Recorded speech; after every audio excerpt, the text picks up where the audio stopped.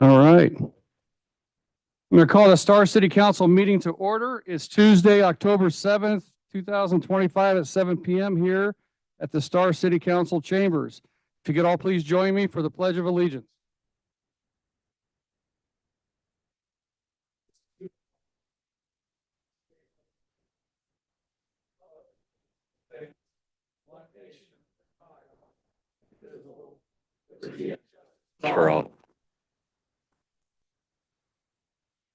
Thank you. Tonight's invocation is by Bishop Scott Snelders with the Church of Jesus Christ, Latter-day Saints. Sorry. I'll try to get that out there. So if you don't mind, sir, thank you so much for coming tonight. Is that on green? Is it green? Yeah. Our Father in heaven, we're indeed grateful, Father, for this opportunity we have to be here tonight and to participate in the City Council. We're grateful, Father, for this great city and the state and nation in which we live. We pray, Father, that Thou may bless this meeting with direction and with guidance, and that we might continue to have our life for liberty and the ability to pursue happiness here protected, and that we might continue to have growth that is reasonable and for the benefit of our great people here. We pray, Father, for those that are presenting. Bless them as well. And these things we say humbly in the name of Jesus Christ. Amen. Amen. Thank you, Bishop. Appreciate that. All right, roll call. Hershey. Aye, here. Yeah. Wheelock. Long day. Here. Nielsen. Present. And Councilwoman Thomason is absent, taking care of her mother out of state, so she is excused.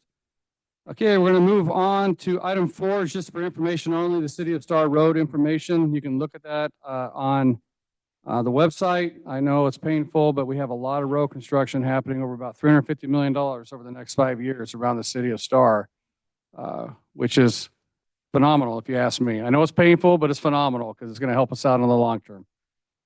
The first presentation tonight, we have our Ada County Highway District folks here. They're going to give us an update, I think, on your capital improvement plan. Is that correct? Yes, sir. Right. And oh, good. Sean has it. And just state your name, please, sir. Mr. Mayor, members of the council, for the record, my name is Justin Lucas. I'm the Chief of Operations and Infrastructure at the Ada County Highway District. Thank you for the opportunity to be here tonight. And I'm here to provide an update on ACHD's impact fee program and our draft capital improvements plan. This is something we update every 4 years. It's an important document that kind of outlines the major projects that we have planned on the arterial system over the next 20 years. And it allows us to charge impact fees, which Ada County Highway District has been charging the development community since the 90s.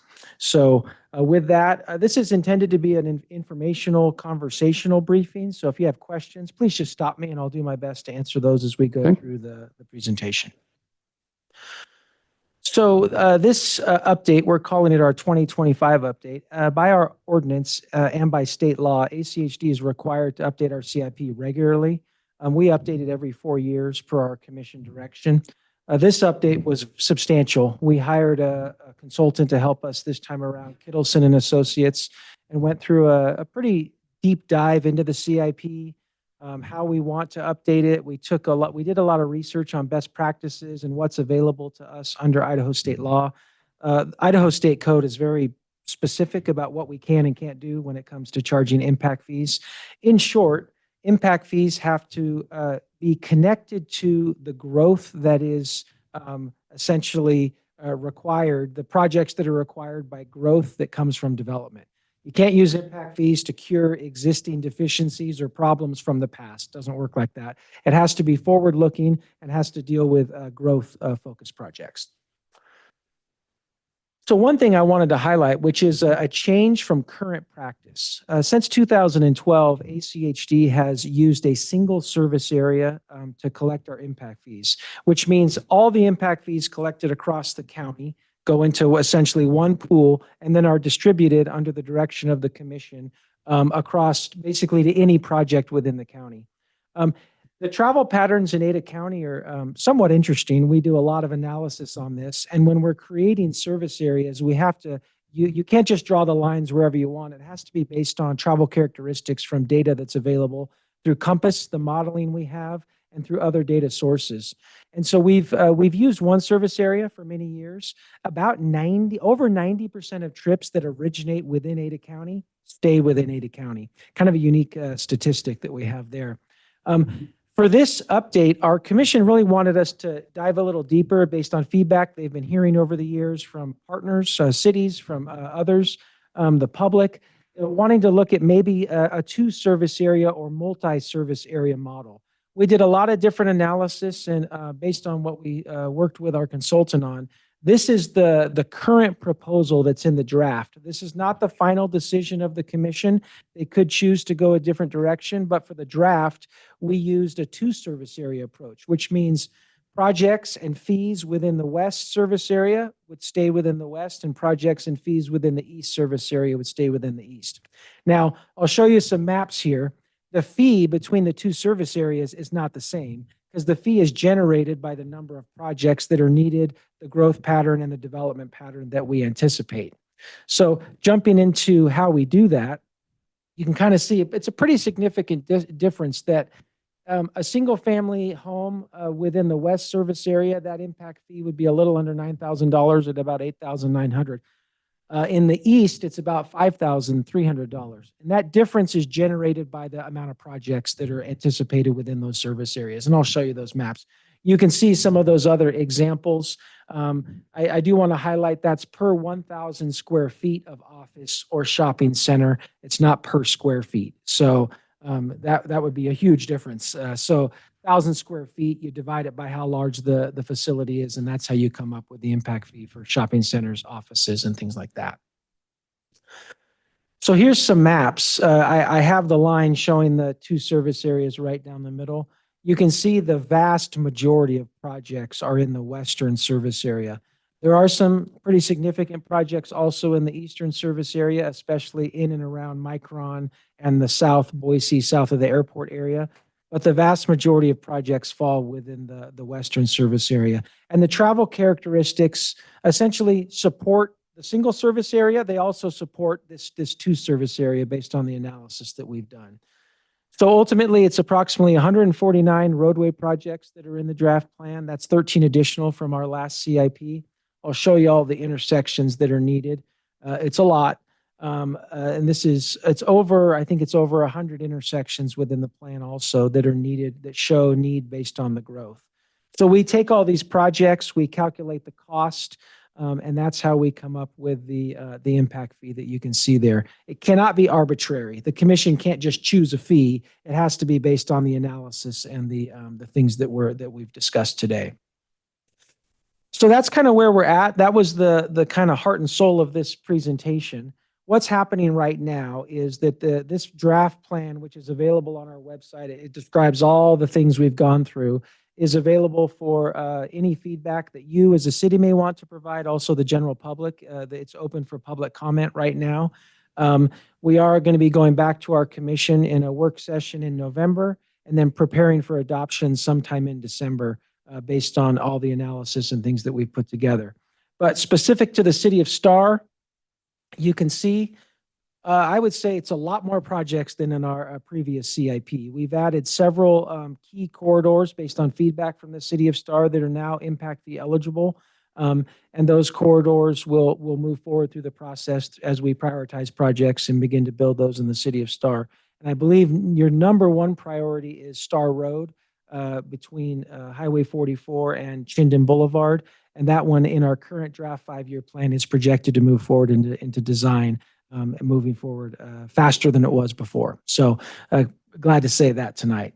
So it's still, I think, well, we talked about 2029 starts the construction of Star Road, and this fall you're getting a consultant on board right now. Get them under contract. Under Correct. contract for the design work, right? Yep. Yeah. Got to get all the design work done. There's going to be some substantial right-of-way acquisition.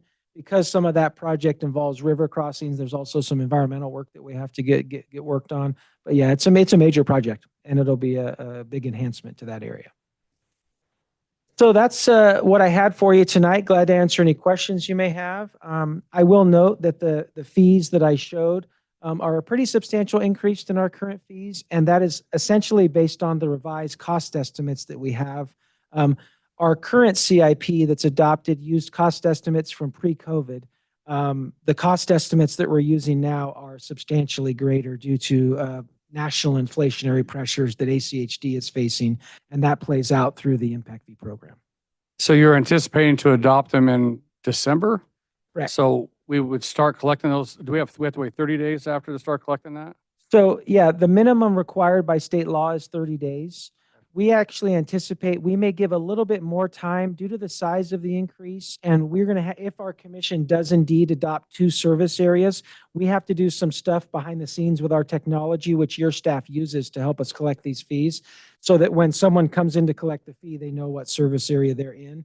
So it may be actually like a 3-month or 4-month grace period or window before we charge the new fee, which would be sometime in the new year, if all goes well and the commission adopts it in December. Okay. Any questions? Nothing? Oh, that's good. I'm glad you guys did that. I mean, it's time. There's a lot of road work that needs to be done out in this area, so this will definitely help us. You have a question? I do. Okay. And I know we've talked about having a backup to our first proposal of Star Road being on Pollard between New Hope and Floating Feather. Is there any way to move that forward? What do you mean? Just with the elementary school and the traffic problems that has created with the traffic boxes at the intersections. I mean, how hard is it to move that up? It's So- a minor project compared to what I'm seeing in other. Yeah, so Pollard is a different animal altogether, and we're actually trying to push ITD because they're going to force that into being a major arterial when they take away the access to Floating Feather on Highway 16 with the overpass, right? That we're trying to force that into their project somehow to get that widened in 2027. So we are working on that, what you're exactly saying. Yeah, does that affect ACHD's CIP? Not this fee structure stuff. It won't impact that because Pollard is on our list on there. It's just how that advances and who's paying for it on there to get it done. Yeah. Thank you. Sorry, I answered that for you, but Good. yeah. That's great. Any other questions there of ACHD? Oh, you need to come out here. Oh, actually, you need to head from here at 8 o'clock in the morning to see how disastrous it is going that way. Just remember that. So we're going to call you in for a meeting one day, so you have to leave. I like it, Mr. Mayor. Glad to come out. See you You're later. awesome. Thank Thank you. Appreciate you. All right. We're going to move on to our police chief's report. I just want to say, and we're going to swear in a new police chief tonight, but what do we call you? Chief Deputy Hessing. Is that what's Deputy Chief? Chief Deputy has now advanced in promotion and rank and the sheriff's office, but he's going to give us our last report. And we hired a new police chief, and we're going to swear him in after you introduce him. After that. Perfect. Cool. It's the very last report to the city of Star. As a As a chief, he's now you guys got some weird things. Deputy chief. Chief Deputy. Chief deputy. Yep. Yes, that's what it is. Right. Right. Well, good evening, Mr. Mayor, City Council members. I guess Chief Deputy Zach Hessing, Ada County, former Chief of Police for Star Police Department. It's an honor to give the last report, or one of my last reports here for the month of August of 2025 for the police report. I'll kind of quickly go through this report, just some highlights that I saw in August. So year to date, crimes is 149. Person crimes, we had 3 in the month of August, 2 property crimes, and 7 society crimes. If you're wondering what a property, person, or society crime is, up in the brown box area kind of describes what those are. This report's also, Dana does a great job on making sure it gets on the City of Star website, so you can always pull this up and reference back of what we're seeing here in Star. We had, let's see, for the police activity report, so if you scroll down just a little bit, one of the things that we pride ourselves on at Star Police is proactive policing. So citizen calls for service, we had 406. So proactive policing calls, we had 2,739 for the month of August, which means I think it's the highest we've seen yet in these reports, that we had about 6.75 proactive policing calls to every one call when somebody calls in asking for a deputy to come. So proactive policing calls, again, are those traffic stops. It's stopping people in the middle of the night, self-initiated deputy stops that we're doing there, and now school security checks as school gets started there in August and September.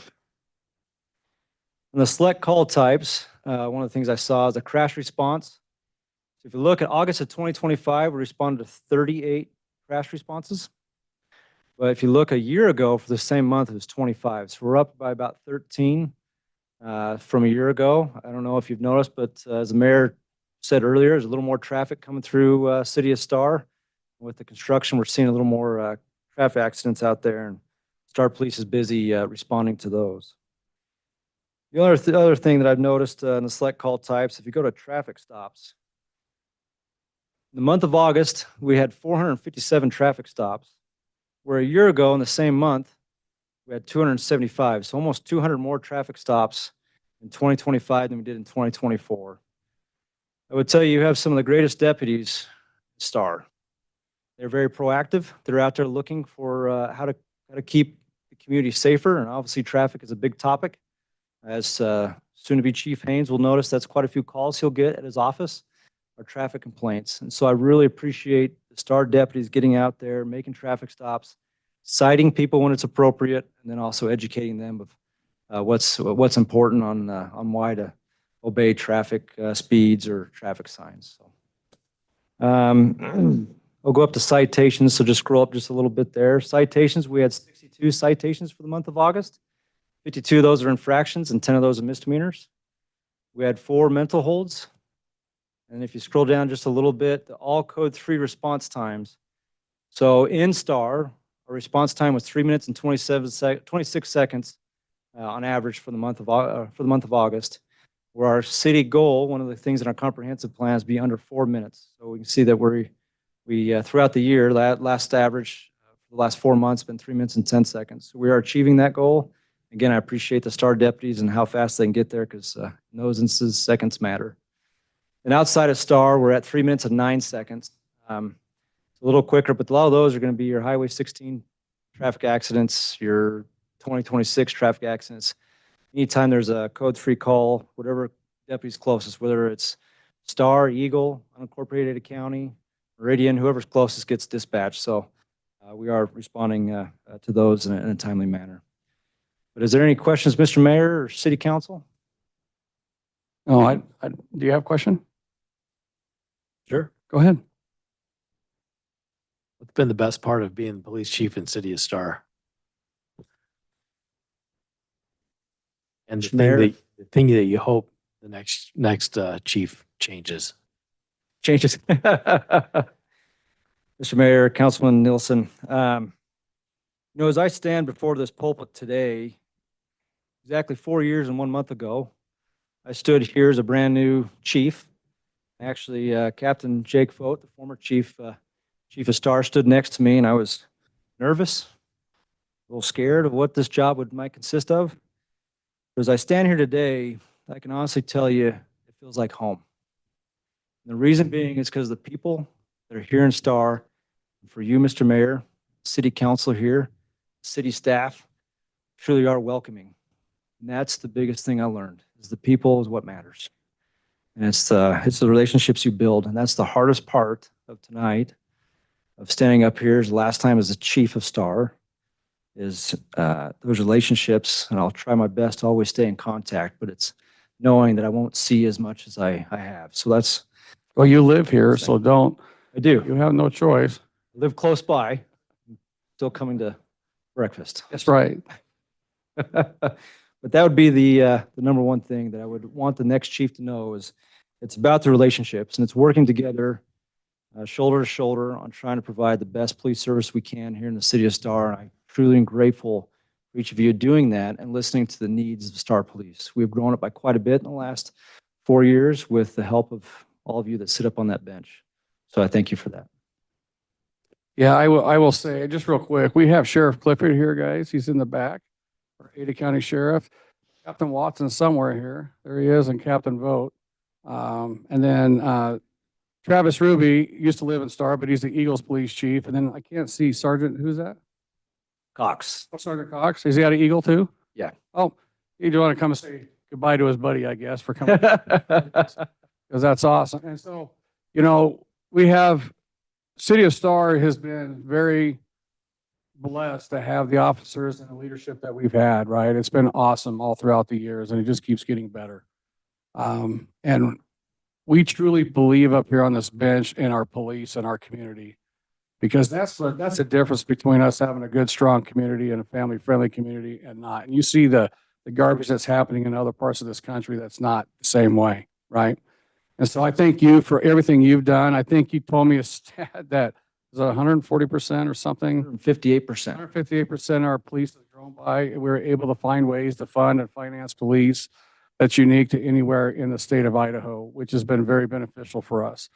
And with the proactive policing model that Chief Deputy, I got to figure that out, man. Chief Deputy Hessing really pushed and brought here. We're a very safe city in the city of Star, and when he's talking about our deputies doing all of these stops and stuff out here, that's good for many reasons. That keeps the drugs, the gangs, the human trafficking, all that kind of stuff from reaching our neighborhoods, right?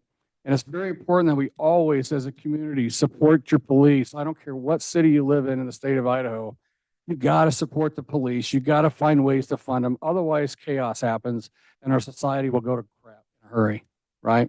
And so it's very, very important, wherever you guys are from or what cities you're from, that you support them and find ways to make sure that these guys stay whole, right? So I thank you, and I thank all these guys. Captain Vogt, I keep saying that too, but he was our former chief 4 years ago and stuff when he got promoted to captain over the Jail Services Bureau, I think is where you're at.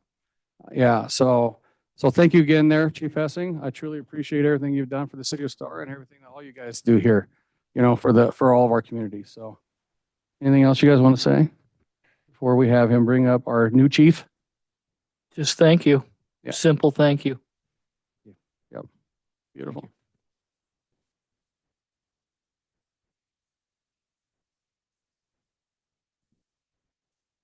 All right, now I don't have to stand up here alone. Chief Haynes, you want to join me up here?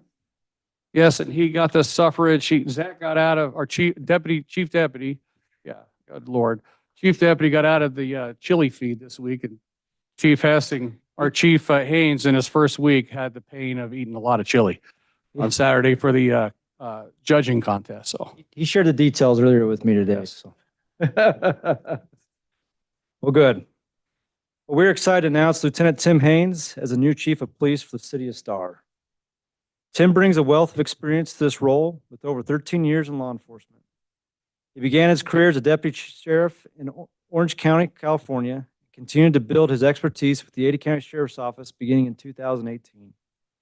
During his time in Ada County, Tim has served in diverse areas, including unincorporated Ada County, the city of Kuna, and the city of Eagle. In June of 2022, Tim was promoted to patrol sergeant for the city of Eagle, where his leadership and commitment to the community became evident. Tim holds a bachelor's degree in business administration and has consistently demonstrated exceptional skills in all aspects of law enforcement. His knowledge, leadership, and dedication will undoubtedly serve the city of Star well as we continue to make safer places for people to live, work, and play. Please join me in welcoming Chief Tim Haynes to the Star family. And I'm going to do an oath of office with him real quick, and then we're going to let you say something too. Come up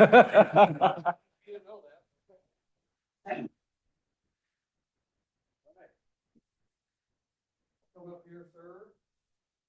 So Travis, he's camera guy. So I guess raise the right hand. I, Timothy Haynes, do solemnly swear that I will support the Constitution of the United States and the Constitution of the State of Idaho, and that I will faithfully discharge the duties of police chief of the city of Star, Idaho, according to the best of my ability. City of Amen.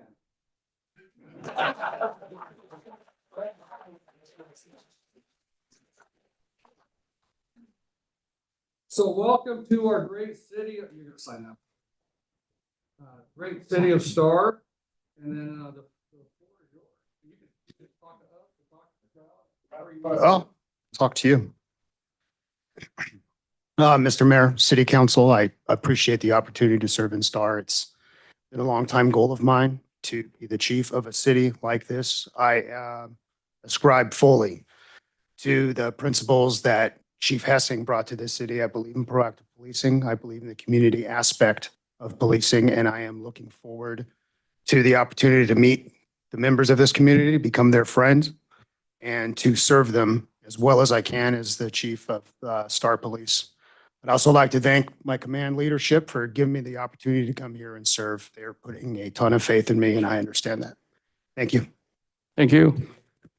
All right, appreciate you very much. All right. Did you want to say anything, Sheriff? Yeah, I'll let you. I mean, you're the main boss. You better say. Not an election year, but I'll say It's not election year, so you're good. yeah, I'd like to, congratulate Chief Haynes as well. I think there's, the community should know that he's, I hate to use the words hot commodity in our agency, but I explained to Tim before when I was telling him he got this position that he didn't even realize people are talking around the agency and other places of, well, about that Tim Haynes over here. And I kind of tell him, well, I think he's applying for something else. So hold on just a second. We get them. Yeah. So, when the mayor said, hey, this, I think, is our selection, I told him, yeah, you can't go wrong. And honestly, we had a lot of great candidates. Yeah, we did. It was really great.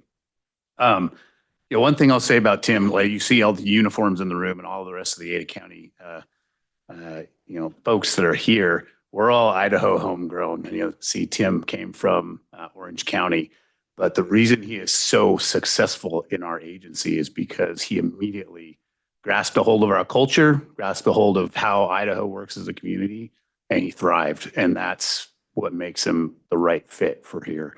I've been saying that about him since we promoted him to sergeant a handful of years ago. And I have a lot of faith in him. And I hope, no pressure, Tim. But I know he's going to do a great job. People are going to love him out here. And I think you'll enjoy his leadership. So I appreciate your support on all of that. Just a tiny little plug for not so much the contract, but I remember when I started in patrol and when, Captain Vogt started, there was no contract with Star. It was a little smaller too. We just had one guy. Well, so we Ramage didn't even for a have long a time. contract. Oh, we didn't. Right, Yeah, right. and so it was just kind of part of unincorporated Ada County. And because of the, geo positioning of the city, you didn't get proactive policing in Star. You just didn't because it was too far away from everything else. And you didn't get a lot of calls until someone drove into Star and then people saw a police car and they started calling the police. And so a week ago, my kid's bike got stolen. So you knew you weren't getting out of here for the whole day. But I think it goes to show, how much the city has trusted the sheriff's office, how much we put in here. We put the right people in the right places. And quite honestly, all of the people that work in this contract came here to work in this contract. They want to be here. And I know a lot of that has to do with Chief Hessing and his leadership and what, Captain Vogt laid down before him. So we appreciate all of them and we appreciate your supports. I mean, I was telling a story just a minute ago about how driving out here to meet you for breakfast and I live very far from here, but in Ada County, obviously. And it's early morning. I drive all the way out there and meet the mayor and I step out of my car and here's these people, strangers from Star. Hi, how are you? And oh yeah, this is why I drive all the way out here, So I appreciate the community. I appreciate you guys and I think you'll be very happy. Awesome. Okay. Yep. Thank you, sir. All right. Have a good Appreciate night. you. All right. We'll move on to item 6, the consent agenda. Anybody want to? Mr. Mayor, I move that we approve the consent agenda. consistent of the items: A, approval of claims; B, approval of minutes for August 19, 2025; C, approval of minutes for September 2nd, 2025; and Resolution 2025-06, Star Area City of Impact. Okay, we have a motion. Do we have a second? Second that. We have a motion by Councilman Hershey and a second by Councilman Wheelock. Any further discussion? Hearing none, roll call. Hershey. Aye. Wheelock. Aye. Nielsen. Aye. Okay, that motion carries. Thank you. We'll move on to item 7, where there's the public hearings that we're going to have, which I'm assuming everybody's here for. The first one, the City of Star annexation, is postponed. A new date will be determined and posted later on. And there is a sheet out there. If you have a question about the annexation proposal that we have, all the information's on the sheet out back. Or I'm sorry, yeah, out back in the hallway there. So we're going to move on to item 7B, which is the Longbow subdivision rezone, preliminary plat, comp plan, map amendment, and private road. I just want to make sure everybody's aware of the public hearing process. It's on the back of the agenda. I'm going to open the public hearing, and then I'm going to ask the council if there's any ex parte contact. The staff is going to present the application, and the applicant has up to 20 minutes to present their project. The council can ask the applicant questions and staff questions. Then we're going to have public testimony for 3 minutes per person. The applicant has a rebuttal time of about 10 minutes. The council can ask the applicant and staff questions at that point. I will close the public hearing and the council is going to deliberate. There either going to be a motion made to approve of conditions, deny, or table the application to a date certain in the future. I just want to make sure everybody is aware that only the person that's at the podium has the floor to speak, and all the speaking has to be made towards the council, not to the crowd on that. Some things get very passionate, and that's good, and that's okay. And good civil discussion is how we make these things right and better. Okay. With that said, I am going to open it's what time is it? 7:32, and I'm going to open the public hearing for the Longbow subdivision rezone and ask the council if they have any ex parte contact or communication. No. No. None. Okay, and just one more thing. Chris is not available. He's online, if our city attorney, in case we have a question or whatnot for him. All right, hearing none. Sean, go ahead. The floor is yours. Oh, I'm sorry. One more thing. When you come up here to speak, you need to make sure you state your name and address for the record. I believe, Ryan, is this working? Right? Okay, so the 3 minutes and whatnot, or the applicant, 20 minutes will be up on that clock up there. Okay. Mr. Mayor, Council, thank you. First application this evening for public hearing is the Longbow subdivision. Applicant is requesting approval of a rezone, a development agreement modification, comprehensive plan map amendment, a preliminary plat, a private street with private gates. Disregard the conditional use permit. There's no conditional use permit for this. The property is located at the southeast corner of West Broken Arrow Road and North Pollard Lane. The rezone request is from residential R1 to residential R2 on 10.04 acres. Comprehensive plan map amendment is to change the land use designation on the future land use map from low density residential, which is a maximum of 1 unit per acre, to a state rural residential, which is a maximum of 2 dwelling units per acre.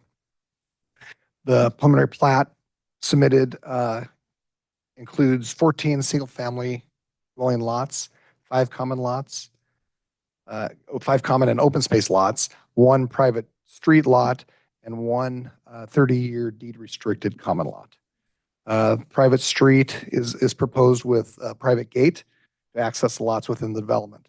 The residential density of the project is 1.33 dwelling units per acre. All application requirements, including submittal requirements, agency transmittals, legal noticing, site posting, have all been completed to the standards of the Unified Development Code. Application has been reviewed for compliance with the UDC and the City Comprehensive Plan.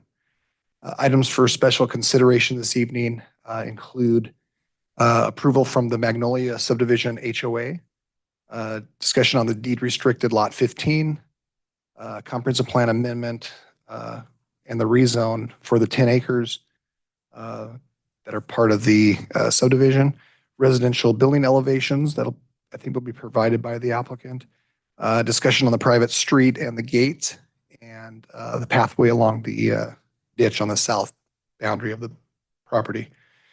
Late exhibits in front of you include a letter, a neighborhood letter or a neighbor letter, a draft agreement between the applicant and the neighbors, and a review letter from the city engineer. Staff is recommending approval of this application with conditions of approval, including the modification of the existing development agreement for the Josh Kinney annexation. And again, for reference, the project is on the southeast corner, Broken Arrow Street and North Pollard Lane.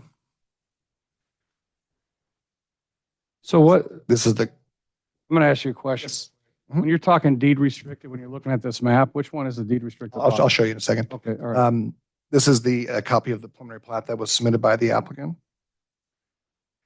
And this exhibit right here shows the subdivision plat with the deed restricted lot being lot 15 in this location right here.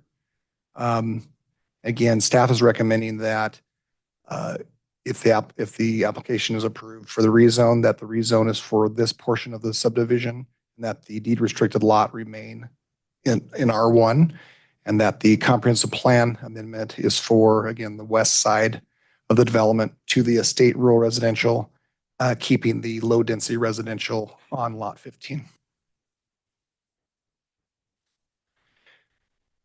Just want to point out, this was the condition of approval that was in the original development agreement for Josh Kinney's annexation.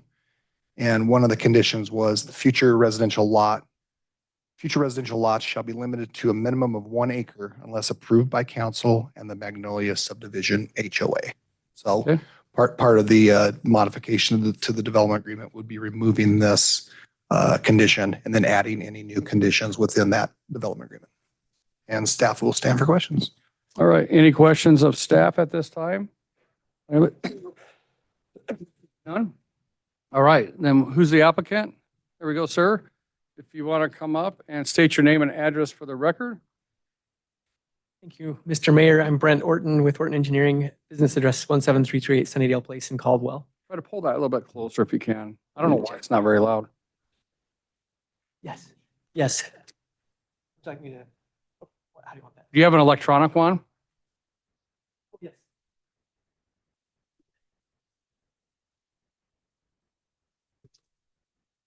Give us a second. Do you have the sheets? Mr. Mayor, Sign-in sheets? with your permission, I'll approach and hand out this exhibit that shows. Sure. Yep. And make sure the clerk gets one too, please.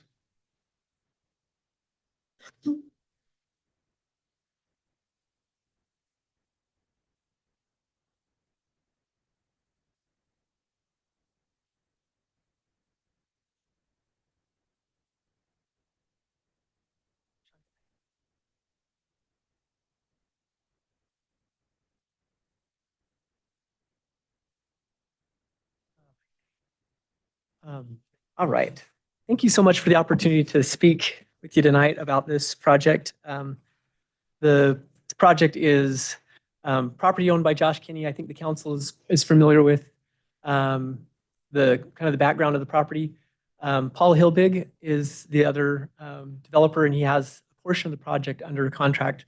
What Sean had showed on the left side where the additional lots are proposed to be developed. Just want to express appreciation for your awesome staff has been very helpful and given us a lot of guidance and answered a lot of questions, and we really appreciate that. I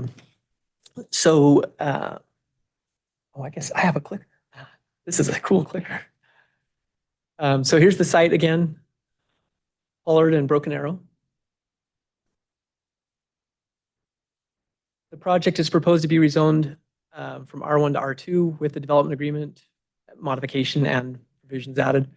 10.4 acres total. A quick explanation, we are identifying 15 residential lots here. The idea there was when we visited with the staff we had originally kind of kicked around the idea that the remainder that was remaining in Josh's ownership, which is, real quick, which is this portion here. Oh, I'm pushing the wrong button. That's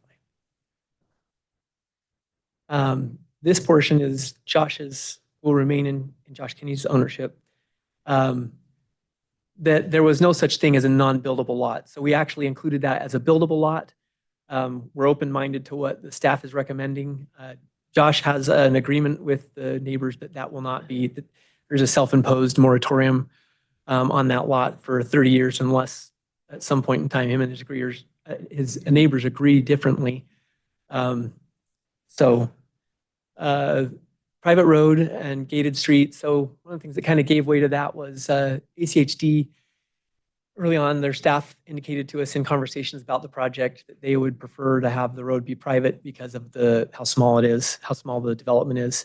That actually fit well for us in terms of using a unique turnaround that meets fire code but is not the typical, and then to work with a gated street. The minimum lot size is 8,491 square feet, and the largest lot is 1 acre, and that's excluding lot 15, Josh's lot. Open space, common lots 1.35 acres, usable 1.05 acres. The private street consumes is 50 feet wide and consumes 0.85 acres. One thing to note is that with the Ada County just provided us with their staff report, and that's when we got the nuts and bolts on what the actual right-of-way requirement and roadway improvement requirements would be for Broken Arrow. And so there'll actually be a little bit more common space added because that right-of-way is smaller than we anticipated in the layout. Amenities, we have a picnic area with a pergola. Right here, just a small lot, 1,086 square foot lot. We have a pathway connection here, covered clustered mailbox. Geez, the word just left me. Mailbox receptacle, and then a couple of different pathways, including this pathway on the south runs along the foothill ditch, and as you can see, is quite long. And I'll discuss that a little bit more. And then there's also a pathway adjacent to the Klondike Drain, which really stands in lieu of sidewalk on Pollard on the other side. So it's inside of the project from the Klondike Drain. The sidewalks in the preliminary plat, we showed those as detached or as attached sidewalks. All the sidewalks will be detached, both interior and exterior. For recommendation also, I think that's in the code.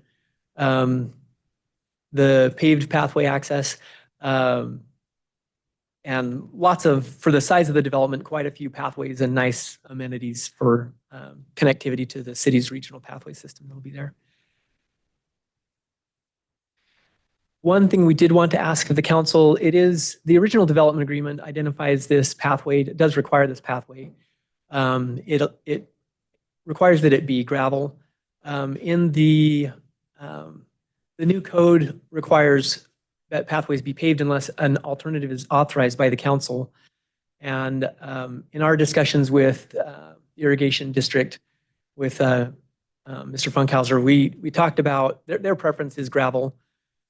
Just because they don't damage gravel with the cleats on the track hose when they're cleaning out the facilities.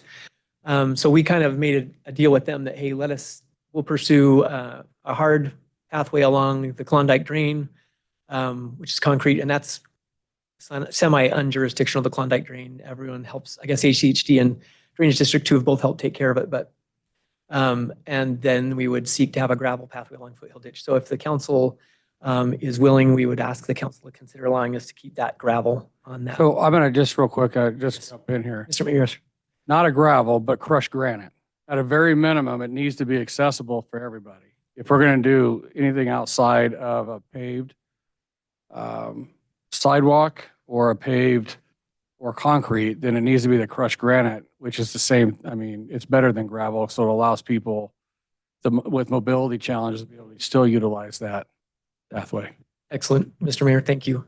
So, I mean, that's for these guys at the side, but I just want to make sure that's out there. Yeah. On that, yeah. Yeah, I have to agree, Mr. Mayor, that it does. The crushed granite is a nice surface, and it is better it holds its shape better than road mix, for instance. This is just a snip of the comprehensive plan as it stands and the current zoning map. You can see the property there highlighted with the red arrow on the top and the map pin on the bottom. The comprehensive plan identifies some goals. As we ask for its amendment, it would allow for an R2 zoning there. Actually, comp plan allows for that openly. No, I guess I'm wrong. I need a comp plan amendment, sorry. Bringing larger lots to the market. We expect that this has, of course, nice large lots, family-friendly feel and housing mix. And these are objectives in the comprehensive plan. Some of the things that we've agreed with the neighbors on, the neighbors were involved with the previous development agreement of the Magnolia subdivision, and they have been gracious. And I have to also comment that I've been impressed with the developer and his, just how they have worked together and his commitment to keep promises to that. But a couple of things that will be included with that is a stub. So we'll bring sewer up to Magnolia Street and bring sewer and water down here, and also repave that street, the Magnolia Street there. There's also a 50-foot setback proposed on the lots that are adjacent, and these are held as larger lots. 1 acre adjacent to Penn's home, and as close to an acre as we could squeeze in there, which is 37,000 square feet adjacent to Tom's house. And then one of the things that we wanted is if the council would allow the lot 15, Josh's lot that he's retaining, to be, just to let that agreement be, remain private between him and only because we'd like, when the time comes that the 30 moratorium expires, or if Josh negotiates something with his neighbors at some other time, that they don't have to go through a platting process or a development agreement modification in order to do something with that. If it were zoned R2, then obviously it would allow 2 units per acre. If it stays R1, that would be one unit per acre there. This is an illustrative elevation, and this reflects the packet that the city council has. We have worked with a local builder or visited with a local builder who is a candidate for building homes in the subdivision. And this is the type of architectural features that we expect to have included. We are, of course, committed to adherence to the code. We could end up with larger homes than this. And then those that are shown in that's kind of what we're anticipating, frankly, but we wanted to give the council a flavor for what we would be looking to do here. We agree with all the conditions of the staff report. We are grateful again for the city's efforts to guide us and assist us as we work through the process. And these are the 2 things we're asking the city council to consider, allowing that moratorium to remain based on the private agreement, and the pathway. I think we'd be happy to go with crushed granite instead of road mix or some other gravel.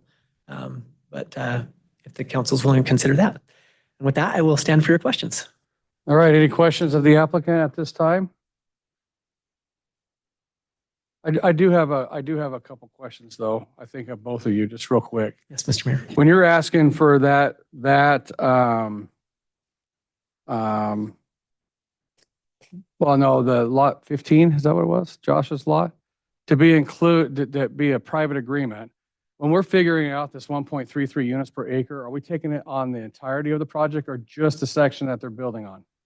Mr. Mayor, just the 10 acres that is part of what you see in front of you there, excluding the Okay. lot 15. So currently then, if this were to get approved with the 1.33 up there, as it stands right now, it's 1 unit to an acre on the rest of that? That's what we approved That's what before? that's what staff's proposing. What did we approve before when it first came in? We approved that condition that I showed you in my presentation. That was 1 acre lots.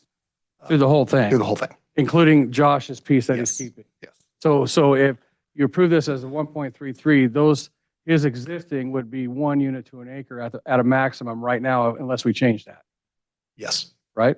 Yes. Okay, all right. I just want to make sure that was correct. And that lot 15 is almost 3 acres, is that correct? Yeah, let me get to a quick, got a summary of the lot. 15 is 137,000 square feet, 43,560 to an acre. So you're looking at and more than Yeah, 2 acres really there. close to 3 acres. One other thing to note is that it's actually a little larger than that, but part of it, lot 16, is the pathway. That has to be in a common lot as well. So it strips a little bit off of Josh's lot there to be a common lot for the Okay. pathway. All right. Mayor Chadwick. Councilman Nielsen. So looking for some clarification, it appears that the pathways are not detached.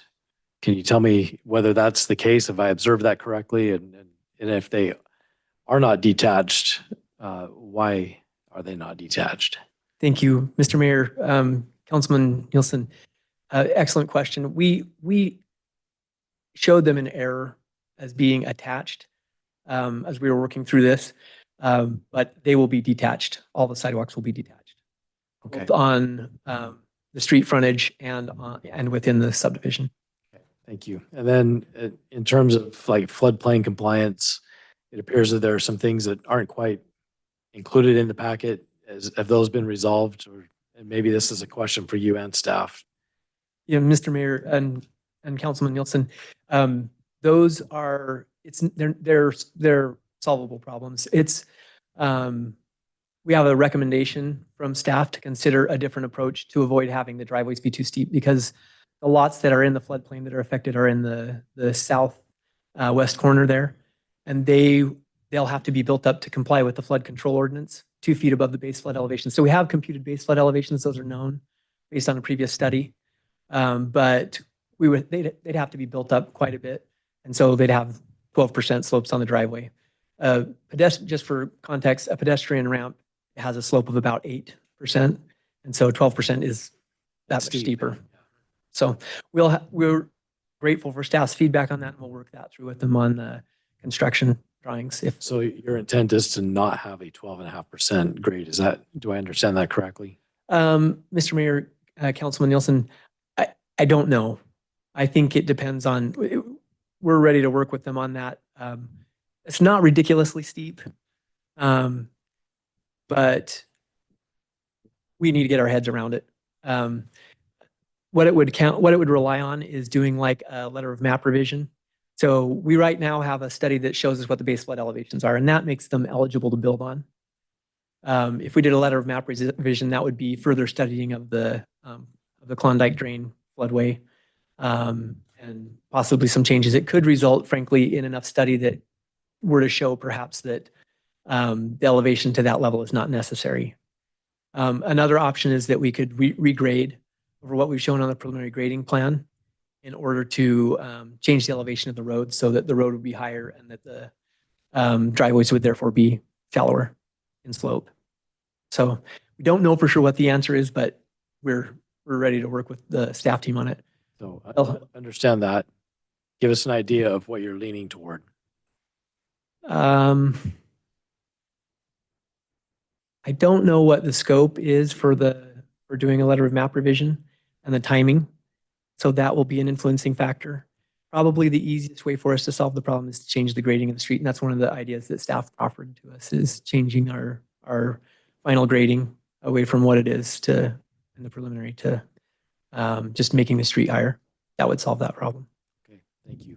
And Mr. Mayor, I just wonder if you could comment, or maybe you could, on the crushed granite, what makes that over gravel? I know you said a little bit, it kind of stays in place, but when we're talking about ADA and accessibility, are we talking somebody can take a wheelchair over this? Yeah, Mr. Mayor. Yeah, go ahead. And Councilman Nielsen, great question. Thinking of places that have a crushed granite surface, and forgive me, I'm a Caldwell guy. The Musical Art Park near the plaza in Caldwell, if you've been there, is a crushed granite surface. And so it packs, the thing about crushed granite, it's a very durable surface. It packs very well, and it is passable by wheelchairs. It's obviously not as smooth as concrete, but it's easily passable by a wheelchair. Thank you. You're welcome. Okay. I just want to make sure some stuff is out here too. On your 50-foot setback there on those two lots up against Magnolia, folks there. When we're talking about a no build area, the way I read this in the development agreement is no build area shall mean that the developer shall not construct any building requiring a building permit from the city of Star within the designated no build area. So that means that if they were to do a shed under 200 square feet, that would be allowed in there then, correct? Because we don't have require permits for sheds under 200 square feet. Mr. Mayor, that's my understanding. I don't know if we would have a way to regulate that once we've sold that lot. Well, can we build it? I guess if we're truly meaning for this to be a no build area, Mhm. I would say that you would probably need to make certain that there is no sheds put into that, put it in your CCNRs Okay. so they can manage it themselves, that's not in there, because there's plenty of space to build on that, to put a shed outside of that. So, Yes, Mr. Mayor, thank you.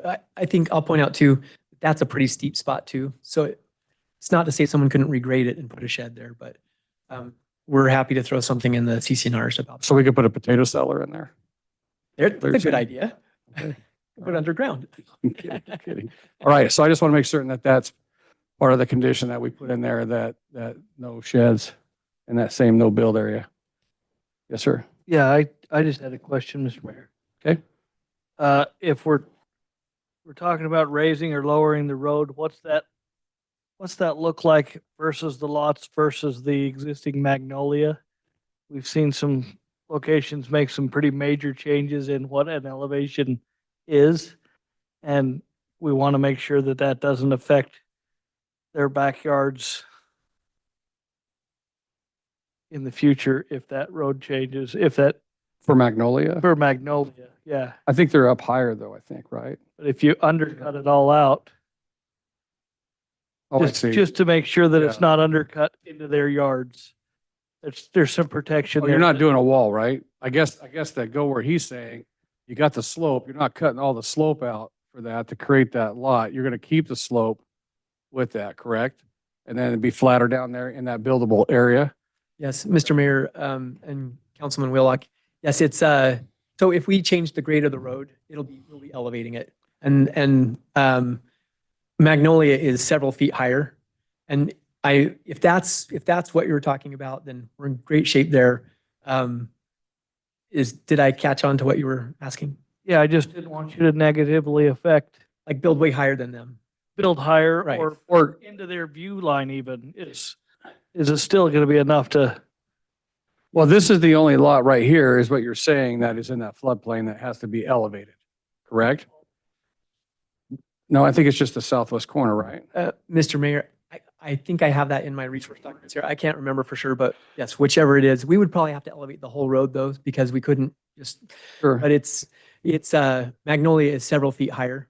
Like there's no way that we're going to be able to be, I understand what you're talking about, Councilman Wheelock. I've seen developments where the fill ends up where it's towering over the neighbors. We'll be well below them. Unless someone builds like a Ryan, do you want to tell us which ones? bungee tower. So for Ryan Morgan, city engineer, also floodplain administrator, 4 of the 5 lots along Pollard have some sort of impact by the floodplain. Those 4 right there? It's the one, it's weird. The one in the middle is the one that's least impacted. This one? Correct. So these 2 and these 2? Yeah. Okay. Some of those, depending on the size of the home, probably would be okay, but at least 2 of those and probably a third one, I don't think there's any way to put any kind of home in there at all without some impact to the existing floodplain. Which means you elevate it, whatever footage it is, you're right. And then we, as a city, use 2 feet above base flood elevation versus 18 inches. So everybody's aware, we require the first floor to be above that even further just to protect everybody that builds in those flood areas. Okay. All right. Any other questions of the applicant at this time? Councilman Nielsen? We get him back? All right, very good. Thank you, sir. Thank you. All right, let's see. We have, I just want to ask, Tony O'Neill, is that a yes or a no? It is a yes, okay. Do you want to come up here? Your turn there at the podium, sir? My name is Tony O'Neill. I live at 1910 North Mountain Vista Lane. I'm one of the lot owners in that Magnolia subdivision. And I guess I'm here on the neutral comments tonight because I'm in the construction and development business, so I understand these things are, these things contribute to my well-being as well. By the way, Paul has done a great job, as mentioned earlier, in entertaining us as home owners and lot owners up there, and has accommodated us pretty well with concessions to allow higher densities down here.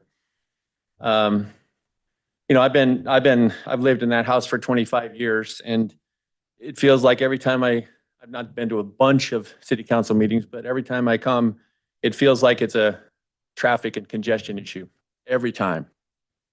And you mentioned, Mr. Mayor, you're going to invite the chief back, I believe him, to come back at 8 o'clock in the morning. Oh, that was ACHD. CHD, thank you. Yeah. And quite appropriately, by the way. I would also ask him to come to that Broken Arrow and Pollard intersection at 8 or 3 in the afternoon. Yep. It's unbelievable. It took me 25 minutes the other morning in my house where I live to get to the gym on Star Road. 25 minutes. I could walk there faster than that. And with a new school being built down there, a Milestone subdivision there, these other 14 homes there, we're going to have 50 more homes plus a school, plus potentially another school. And what I'm hearing is not till 27 where there's going to be any change to that road. And, I joke a little bit, but I'm not really joking. I would almost like to have a case study about, my wife call at 8:05 on January morning when there's 8 inches of new snow and say I have a heart attack or a fire. That Milestone subdivision has 55 and older. They're definitely going to need those services. And far be it for me to say what'll happen if, those lawsuits come to somebody because somebody dies because we couldn't get there. And it's a concern. It really is. And I mean, I don't know the standing of traffic. The reason to disapprove anything is not necessarily a traffic issue. We understand that. You guys, I believe you guys still say you can't really control that, right? You guys in this city council can't control that. My question is where are the people at this city council that hears these things? Where are they? What responsibility do they? My time is up. Okay, well, thank you very much. Well, let me I'm going to interject with you here. Okay. So ACHD does review this stuff. That Pollard Road is a serious concern, as you can hear from us. ACHD doesn't have the funding to fund that road. ACHD does not make the developers build out these roads ahead of time. In fact, instead they do these impact fees to do it later in the future, right? That's not anything we can control. This is why we're trying to push ITD and with their widening that they're doing in 2027 of Highway 16 from 44 to Beacon Light, pushing them to create that into a bigger arterial where they would widen out that road at the same time as they're widening out Highway 16, right? And taking away our access at Floating Feather, because that's going to be an overpass on there. And so there's nothing we can do about that. We just keep pushing and talking and having those conversations and discussions with that. I wish we controlled our roads because it'd be a lot different animal if we controlled our roads, but we don't. And that's the unfortunate part on that. And when they tell us that it's acceptable, when ACHD tells us these projects are acceptable, we can't go against that because they're the traffic experts. Even though ACHD a lot of times will tell you on a road that is at a level of service of F, that's acceptable. F is not acceptable in any school I've ever been in, right? And so that's always a concern to me. And so we're constantly pushing to get these things done down there. So I'm just telling you what's happening and the facts. I just want to let you know that this is what's going on with that, right? And I do want to ask you, did they come back out? When I drive by that, I forget to look. I know they put a box on one side. Did they put it on both sides yet? A box. Do not block intersection. That's a great question. Can you do me a favor when you go back by and just email me and tell me, because I'll get on them again. And if they did or didn't, Yeah. So if they didn't, let me know so I can get on them and get that traffic box put in there so it at least keeps the intersection open Yeah. so you can get out. Yeah. Yeah. 'Cause I've probably got a few finger salutes and pulling out in front of somebody when I've just sat there for 3 or 4 minutes. It used to be I could right to that corner and snooze through that intersection and never think about it. Now, Right. boy, I'll tell you, it's bad. One more question. Sure. Where does the pathway end to the east? Where does that? Well, so when we'll have him, when he comes back up here, he'll answer that question for you. Yeah. I was curious where it ended to Yeah. the east on that. It's a good question. Okay. Yeah. Thank you. Yep. Thank you. All right, Mr. Pren. Nice to see you again, sir. Okay, make sure the city clerk gets a handout too, please.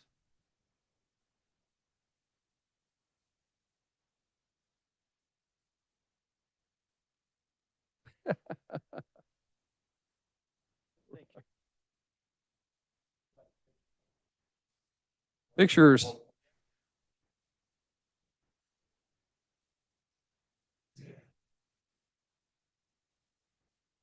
Okay, so my name is Michael Pren. I live at 1875 North Mountain Vista Lane, which is in the Magnolia subdivision. In the southwest corner, we're right near lot 15 and the 1 acre lot.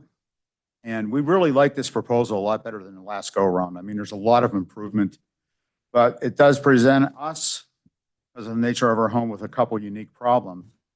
We're not going to benefit from bringing gas onto our street because we use a water source heat pump. So to benefit the gas, we would have to rip out the whole HVAC system and replace that with furnace and AC, and that would be tens of thousands of dollars. So we have a heat pump, and the water empties into a catch pond in the southwest corner of our lot. Okay? And that's going to border the lot 9 that you see there, which is the big one, in a 6-foot-high embankment, and surrounds that pond. You can look at the pictures and see that. And the existing property line runs along the bottom of that embankment to the south and to the west.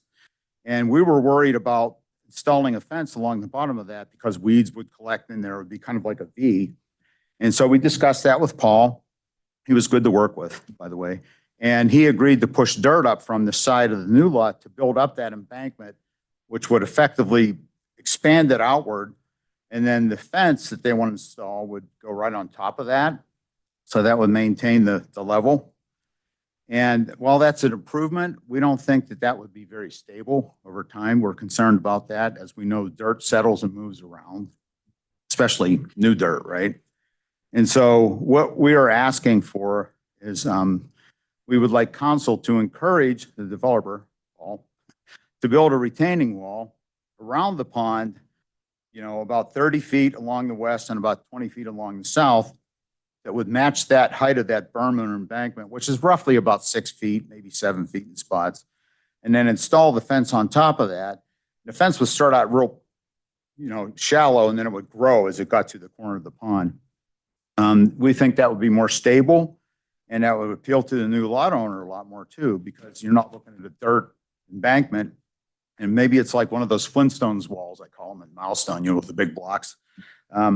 The other problem is there's a survey pin, as you can see in that picture. That's that orange stake. That's at the very southwest corner. And if you push dirt up around that, you're going to bury that pin under about 6 feet of dirt because there's just no way that you're going to, that's where the property lines are, the red. There's no way that you would not bury that pin. I don't see how you're going to install a fence because you're not going to know where your property lines are once you do that unless you reestablish the pin. Last thing is, the brunt of this is all falling on the west side of the street. Originally, we agreed to 12 houses. We held out for that. That didn't work. This isn't anything nefarious. We understand Kenny's desire to keep open space, but the net result is inequitable. And we are asking that we have one less house by combining those two little lots, I think it's 13 and 14, into one lot, resulting in 13 houses. That would be more harmonious. And overall, other than that, we really like it. And it's great working with Paul. And thanks for listening. Okay. I just Questions? I do ask, I want Sure. to ask a question real quick. So on that picture here that you're showing right here, you're saying your pond's right there? It's behind that embankment, right? It's a little hard to see because there's so many weeds. All right. Yeah, but Very it's it's right behind there, and we're willing to move the pond if that would cause a stability issue, if there was a wall there. We could relocate it further back into our yard, so, Okay, thank you. thanks. Appreciate that. Any questions for Mr. Pren? No? All right, thank you, sir.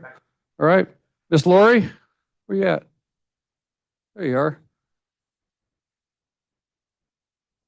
Writing my notes because they're a mess. Okay. You're a hello. teacher, right? Yes, look at that. I didn't want to make notes until I came here to hear what was being said, so. Okay, Lori Balad, 8582 West Stillmore Street. As a constituent here in Star, many people are dismayed over the amount of overzealous developers there are in town and how they are squeezing houses into small little areas and not taking into consideration the overall well-being of the people around them.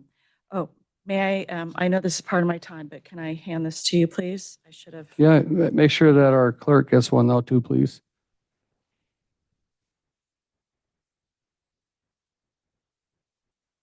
And I can share if I need to off of his. You have enough for them too? Okay. So what I am seeing on here is they're trying to put in 15, your one paper, your agenda here says 14, but on the flyer up there it said 15. So one of them is mistaken and needs to be changed. So I don't know if it's 14 or 15 that they're trying to get approved. Okay, so Star has already said that they will not approve gates. And so that's something that I would assume that you would not approve because in Star Point and on going down Star Road, you've already said that Star is not allowing gates anymore because we want it to be more of a community. I'm also not exactly sure why we would be building on a flood area. Last summer, there was a gentleman, an elderly gentleman, and his wife here. They were not approved by City Council because they were in a floodplain and they needed access. Do you remember the case where they wanted to add on to the side of their house to have access? Yeah, that's, yeah, but different scenario though. It's still a flood. It was still regarding floodplains. What, So- I'm not eating into your time, so just so you're aware, but I want to make sure it's very clear. That is an existing house that wanted to do an addition in a floodplain. This is a new subdivision that can elevate out of the floodplain.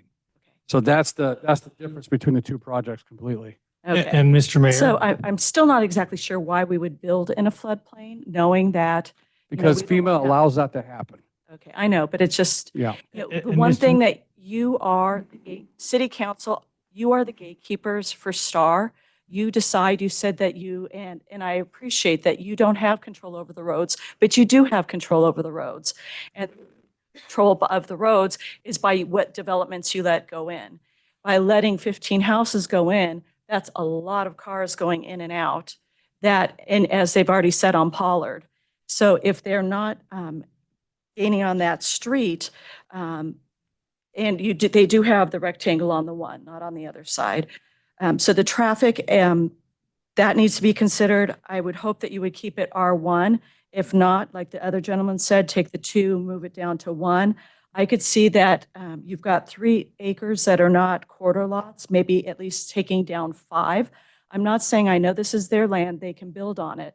But as you can see, the house that's up there, I don't know what property that is, but there's no way, and I'm not even the person living there, but if you look at the other sheets, that's right behind the Toll Brothers. Do you see what happens here when they build on the hills like that?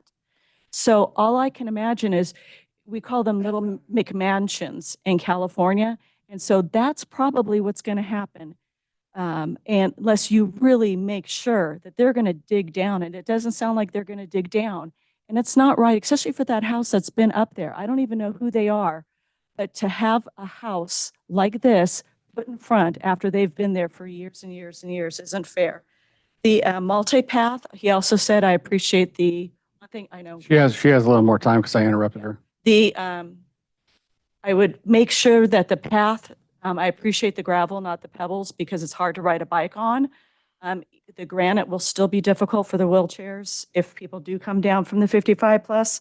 But I would please make it a multi-path use, not just a regular use, because when kids are driving, riding their bikes to go to school, there is no pathway on that side of the street, and it's very dangerous for people that are riding their bikes on Pollard. So I would ask to have that widened. And also on the east lots, if they could be 1 story only for the houses. So my recommendation would be take off 5 houses, have 1 story houses only on the lots that are around to help out. And I think that was it. All right, any And- questions, Lori? And No? Mr. Mayor, Yeah, Ryan Morgan, City Engineer, Floodplain Manager. I just want to clarify on that example that she brought up. That homeowner actually did end up adding onto the house with changes to his plans. He raised the. you raised it. I mean, but the scenario is the same. It's an existing home trying to elevate Yep. versus a but new they met place that all can FEMA elevate requirements. out. Hmm. Yeah. yeah, it's funny because I was told by Toll Brothers that you couldn't elevate lots. So You told by kind your of- realtor it's that no kind one of- else will move in around you either. right. No, that wasn't I me. hate to That say was that. that wasn't me. That was somebody else. But I just really hope that we take into consideration that 15 houses is quite a bit, and the amount of traffic that will go in there, it's substantial, and Pollard is already impacted. Thank you. All right, thank you. All right, that's all that signed up to speak. We have 1 that was against not speaking and 2 in favor that were not speaking. They'll be made part of the record. Now, the engineer, you come back up, sir, and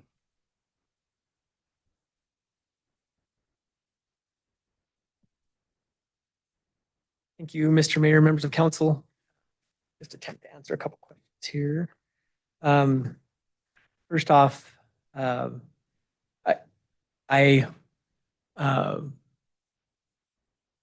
have misspoken on the decomposed granite, Mr. Mayor. I do like decomposed granite.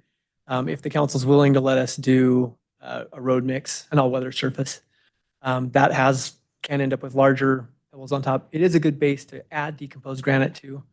And then I would say that if we find that the cost is similar, we would just go for decomposed granite right off the bat. We just, well, I'm going to tell you, if all of our pathways that are usable technically have to be paved, right? That's what, if she was here, she'd be pushing that 100% on you right now. Okay.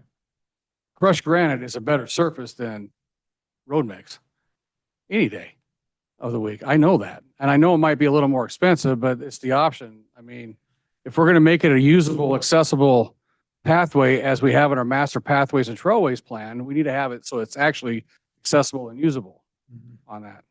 It's up for these guys to decide that. You're going to have to sell them otherwise, but I'm not in favor of using something outside of that kind of a product. okay. Thank you, Mr. Mayor. Then on the question about how far does the pathway go on lot 15 or lot 16, it's adjacent to lot 15. To the end of it? It goes all the way to the end of the lot, yeah. And that would allow, so down to, it just goes all the way down to here. The entire length of the project. So that, hopefully that answers that question. And that would be something that could be connected by, in the future. And that's kind of how cities have to work it. You get mitigation from each project as they go along, and as things progress, you end up with a complete system. A quick comment on that, just kind of segueing on that. That's the council, of course, I guess to speak in defense of city councils, they balance property rights and the requirements that are placed on municipal entities under Idaho code in the Land Use Planning Act and things. And so it's not a free for all for, they have to consider the property rights and things. And that's why it's just so it's known that they're not being arbitrary or sloppy in considering development. They just have to consider under the standards that are set forth in city code and state statute. As far as the floodplain goes, just to the questions about, I wish I could tell you right off the bat, darn, I was looking through my papers, but Magnolia is like uh, 20 feet higher than the subdivision proposal. And so you're not going to have houses towering over. Those folks are up on the hill. They will be able to look down on this, but they were there first, you know. So that concern won't come to fruition. But anyway, with that, Can you address Mr. Prin's comments about the pond and that corner that he was showing? yes, Mr. Mayor, thank you. It sounds like building up dirt there would create this kind of self-inflicting problem. If we pile up extra dirt there and bury the property pin, that's not great. Yeah, but you could resurvey and get a property pin. That is true. Yeah, very That is true. true. So, And we actually will be placing some pins for the subdivision itself. But retaining wall, developer would like to not do that. He has worked very well with the Prinz. We'll work something out with them. so I guess when you're working it out, when I think about, when he talked about even moving his pond to accommodate this if necessary, I think that's something that you should take on to move it for his drainage, right? So it's not seeping into your neighborhood. I don't even know what the seep looks like when it's in there. So, Mr. Mayor, Do you to know answer your what it looks question, like with water in the summer or in the winter, I guess? I've seen no evidence. I've seen no evidence of it Uh-huh. seeping. I don't know if Mr. Pren or Paul or Josh are aware of any No, is that? seepage. I don't Okay. think we're having a seepage eruption there. And the point is, if we put a retaining wall in, that is what would create the need to potentially relocate the pond. Sure. It's what would create the need to reset the property pin. So I think we would like to just work with the Prens on a solution that they're happy with. It's not, we don't want to pursue a solution that creates a problem or causes a lot more expense. And with the things that we have agreed to do with the neighbors, that's there's not an endless margin of profit that comes with these. We got to keep it profitable and things. And that's not, I know that's not the council's problem, but we just, that's why we're being a little conscious about the things we promised to do above and beyond what we've promised to do so far. Okay. Any questions there of the applicant? No, I just want to clarify just real quick. So you provided us with a development agreement that all the people in Magnolia signed, right? That they were good with this, right? That's my Is that understanding. correct? Yeah. I just want to say yes. Yes, Mr. Mayor. Thank you. Just so it's on the Thank record you, of Mr. that, Mayor. because and I appreciate the fact that you guys work with the neighbors on this and you're making some concessions and stuff. And I do appreciate the fact that these are larger lots, right? I mean, we've been asking for larger lots for quite some time in our city, and that you're doing that is a good thing for our community. So, all right. Any further questions of the applicant or the staff? This now's your time. If not, okay. It is 8:22, and I'm going to close the public hearing, sir. Thank you. And move on to council deliberation. Who wants to start? I can start, Mr. Mayor. Okay, Councilman Nielsen? So as I look at this application, I think in the discussion that we've had here tonight, I see compliance with our Unified Development Code. I see alignment with our comprehensive plan. I know we're looking at a comprehensive plan amendment as part of this, but I also find that that's fairly consistent, or not fairly, but it is consistent with surrounding development and is not a material change from where we were previously. So those are some of my preliminary thoughts. I'd be interested if you guys want to share some. I do have a motion prepared, and I'll just say regarding the motion, I know that we've received recently some advice on strengthening the language that we use in motions, and so I've actually prepared a written one. But if one of you guys want to make a motion too, we can talk about that as well. Okay, any further discussion? Just real quick, Mr. Mayor, and I believe the issues that were brought up through the packet and through the audience, I believe all of that is quite mitigatable. It looks like solutions are there to be offered. I also think that in reality, these houses are beautiful. It's gonna take some work, but it's close to one R1 as you can get. And also that lot 15 being cut away is helpful. The 50-foot setback is helpful. The path's gonna have to be granite at least. I think that's part of your thing. Other than that, I think it's solid. Sean, do you have any conditions that were talked about throughout this thing that you have written down?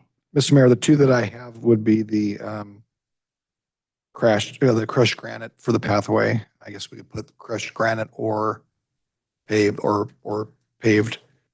And then the no sheds in the no build area, the 50-foot no build area. Okay. No sheds of any size. You what? No sheds of any size Right. in that. My one comment would be in the 30-year moratorium piece that Josh Kenny's going to keep owning, that we've got currently listed as 1 acre per, or 1 house per acre in 30 years.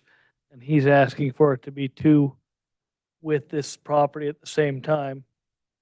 So in 30 years, he could do 2 to an acre in that same property. It seems like a reasonable ask to me in 30 years. Is that right? What we're talking about? That was brought up, that he would be able to have that same R2 designation in that 30-year moratorium lot. And in 30 years, if he put 2 to an acre, we'd still be happy with that if I'm. Right, but we're Still- using an R2 designation though for 1 point, how many units per acre right now? 1.3. 1.3, right? So they're really not getting a true 2 on it. Maybe you say less than 6 houses in the 3 acres that there is there. If it's even buildable, I don't even know if it's buildable, but that's up to them to figure that out, right? In 30 years. Because it's deed restricted, is that right, correct, Sean? Yes, that's the proposal. Yeah? Yeah, that's Yes, the proposal. Another way we could look at that is a council in 30 years could look at the current conditions and perhaps make a better decision than we could. Yeah. For the time, at that time, I'll be lucky if I'm still around in 30 years. You'll still be mayor 30 years. I'll get yelled at think too I'll be much. around in 30 years. I don't know. I understand that. Right now, there's an entitlement of 1 unit to an acre. It's hard to describe what's going to happen in 30 years and stuff like that. And I get what you're saying, but But 2 units, doesn't- I mean, it it's up to doesn't you seem guys to decide that. unreasonable for the location it is. It doesn't seem unreasonable. My opinion. Okay. Pollard will be more lanes net than there is now. Right. We'll be flying in cars. We won't need roads. All right. So, Mr. Mayor, if Councilman Nielsen could be specific on, in his motion on how you want that to, because right now staff's recommending you keep that at R1 and keep the comp plan at low density. If you decide to change that, just put that in your motion, please. Maybe you can see if my motion's not clear enough on that and then we can talk about it. Okay, you gonna make a motion? So Mayor Chadwick, Okay, Councilman Nielsen. and again, staff, I will provide this as written. Bear with me. So I move to approve item 7B Longbow subdivision. I move to approve that the comprehensive plan map amendment to estate rural residential, the rezone to R2 low density residential with a development agreement, the private road request and the preliminary plat for the Longbow subdivision, subject to all conditions of approval contained in the staff report and testimony on the record, and with the following additional conditions and clarifications.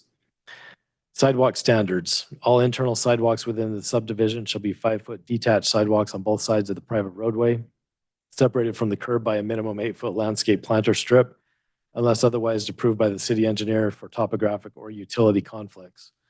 Public frontage sidewalks along West Broken Arrow and Pollard Lane shall be detached and constructed with curb gutter and sidewalk per city and ACHD standards, including the required right-of-way or sidewalk easement dedication.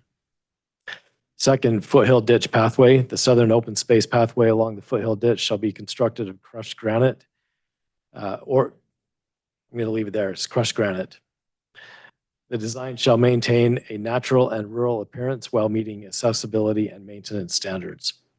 Third, grading and floodplain compliance. Prior to final plat approval, the applicant shall submit a grading and drainage plan reviewed and approved by the city engineer that demonstrates compliance with FEMA and city floodplain regulations, including CLOMR and LOMR or no-rise certifications as applicable for all work within Zone A. Establishes minimal driveway grades to reduce elevation differentials between the private street and building pads, ensuring safe, accessible approaches consistent with city design standards. And the final plat shall include floodplain notes and no-build area delineations consistent with FEMA and city requirements. Fourth, development agreement requirements. The development agreement shall incorporate all standard and project-specific conditions, including private street standards, 36-foot wide street and a common lot, detached sidewalks on both sides, or specific council waiver with findings, which I'm not making one at this time. Gated entry to meet STAR fire standards. Maintenance and reserve funding. The HOA shall complete and adopt a reserve study and funding plan for private street maintenance as required by our Unified Development Code to be recorded in the CCNRs. Lot 15 shall be clearly identified as a deed restricted no-build parcel excluded from the CPA and rezone area as proposed. HOA enforcement of no-build area. The CCNR shall include enforceable provisions granting the HOA authority and responsibility to preserve and enforce designated no-build areas, including the right to deny or restrict any structure, grading, or alteration inconsistent with the approved plat and floodplain limitations. The development agreement shall require the HOA to maintain and protect the no-build area in perpetuity with language subject to approval by the city attorney prior to recordation. Dark sky and lighting. All exterior lighting shall meet dark sky standards. Fixture cut sheet shall be submitted at the final plat. The applicant shall comply with all conditions from ACHD, including frontage improvements on Pollard Lane, curb gutters, detached sidewalk and sidewalk easement, and Broken Arrow half-street improvements. All other agency, department, and staff report conditions are hereby incorporated by reference. Based on the record and subject to these conditions, the City Council finds that the proposed comprehensive plan map amendment, rezone, private road, and preliminary plat are consistent with the City of Star comprehensive plan. The project complies with the Unified Development Code, including applicable private street, floodplain, and open space standards, and the development agreement and associated conditions protect the public health, safety, and welfare by ensuring responsible floodplain management, safe access, and long-term maintenance. Therefore, I move to approve item 7B as conditioned. Okay, and so Pollard Lane for sidewalk width would have to follow, or not Pollard, Broken Arrow would have to follow, is that a 7-foot sidewalk, 8-foot? I mean, we're having inconsistencies with ACHD following our code and our plan for sidewalk widths. What would that be? Brought it up. I just want to make sure that we have the right, because the interior is 5 feet. What's that minor arterial going to be? Or neighborhood collector? For Pollard? Yeah. No, for Broken Arrow. I'd have to look and see what they've designated. Is it 7? Ryan Field said it's in the staff report and it 7. says 7. 7. So we got to make sure that that is at least 7 on Broken Arrow, not 5. And where in the staff report can you identify that? Yeah, it was identified that they didn't call it out as 7, so it should be on the conditions of approval that it needs to meet. It should be 7 feet, so it should be in the conditions of approval. Well, the condition is that it meets our standard. So what's our standard? I think it's 7. The staff thing report is, I says just wanna 7 make sure feet. it's on the record for that, because we're having a challenge with ACHD not doing that. They're doing 5 foot on some of these, right? And accepting that. And so we got to make sure that we're following what our standard is that we have adopted on there. So I just want that on the record. Yep. That's 7. Yeah. Okay. Okay. You got it all? Okay. We got a motion. Do we have a second? You're doing all the motions from now on. I only prepared one because I wanted to see how that went. So I think everything was there just to make sure. you got everything, Sean, that we talked Okay. about? For And And then I second it. Okay. We got a motion and a second by Councilman Hershey. Any further discussion? Hearing none, roll call. Hershey, Aye. Wheelock, Aye. Nielsen, Aye. Okay, that motion carries. Thank you. All right, we're going to move on to item 7C, the reconsideration of the Milestone South subdivision. This reconsideration is only for condition of approval number 3, where the applicant shall design the subdivision and construct the new houses in a manner that prevents any side windows from aligning with those windows to the neighboring house. That's all we're talking about. It is 8:35. I'm gonna ask the council, has there been any ex parte contact or communication regarding this project? None. No. Hearing none. Sean, the floor is yours. Mayor and Council, thank you. You did a good job, Mr. Mayor. So, but Right on the thing. it's just right on there. Yeah. This is a public hearing for reconsideration of the Milestone Ranch South subdivision condition, specific condition of approval. Councilmember Nielsen has requested this reconsideration from your approval, your council approval on July 1st of 2025. The specific condition is condition number 3 in the approved findings of fact. That states the applicant shall design the subdivision and construct the new houses in a manner that prevents any side windows from aligning with those windows of the neighboring house. All UDC requirements regarding reconsiderations have been met with this application before you. If approved, request staff to bring the revised findings of fact back to council for adoption.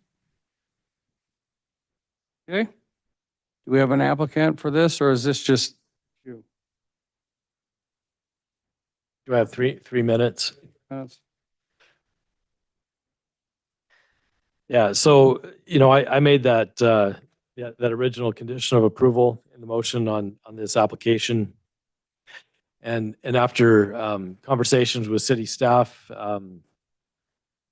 chose to put forward this request for reconsideration and remove that condition based on it's going to be difficult, if not impossible, for the city to actually enforce that condition with the applicant. So the applicant did not ask me for this recondition. In fact, they could have, this reconsideration, they could have done a reconsideration themselves. They chose not to.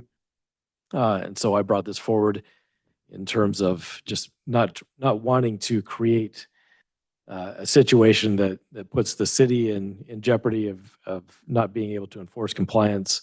And I believe that it also will, I'm not sure it's that big of a challenge in the first place, but primarily it's to remove that burden from the city. So. Okay. All right. Do we have any papers, Brian? Mr. Mayor, you do not have anybody signed up. Okay. Have nobody signed up? Did you want to rebut your own statement? Can you guys deny no, just kidding. I was going to add that when I saw this reconsideration come in, I was not surprised. Because the more I thought about it, especially after reading the packet, I was like, yeah, there was emotion in that. And when the facts start laying out, it is very, very difficult. And I do believe you're correct in your statement. So I'm very supportive of this. Well, I guess I will say to that, I don't feel like I had a lot of emotion in that. I know we had an emotional hearing that night. If you ever got emotional, I'd run away. I wouldn't do. Oh boy.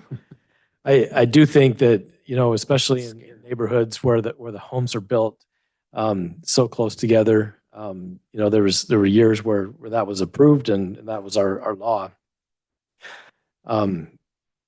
It creates a situation that I don't personally agree with, and I think that we could do better. However, for reasons stated.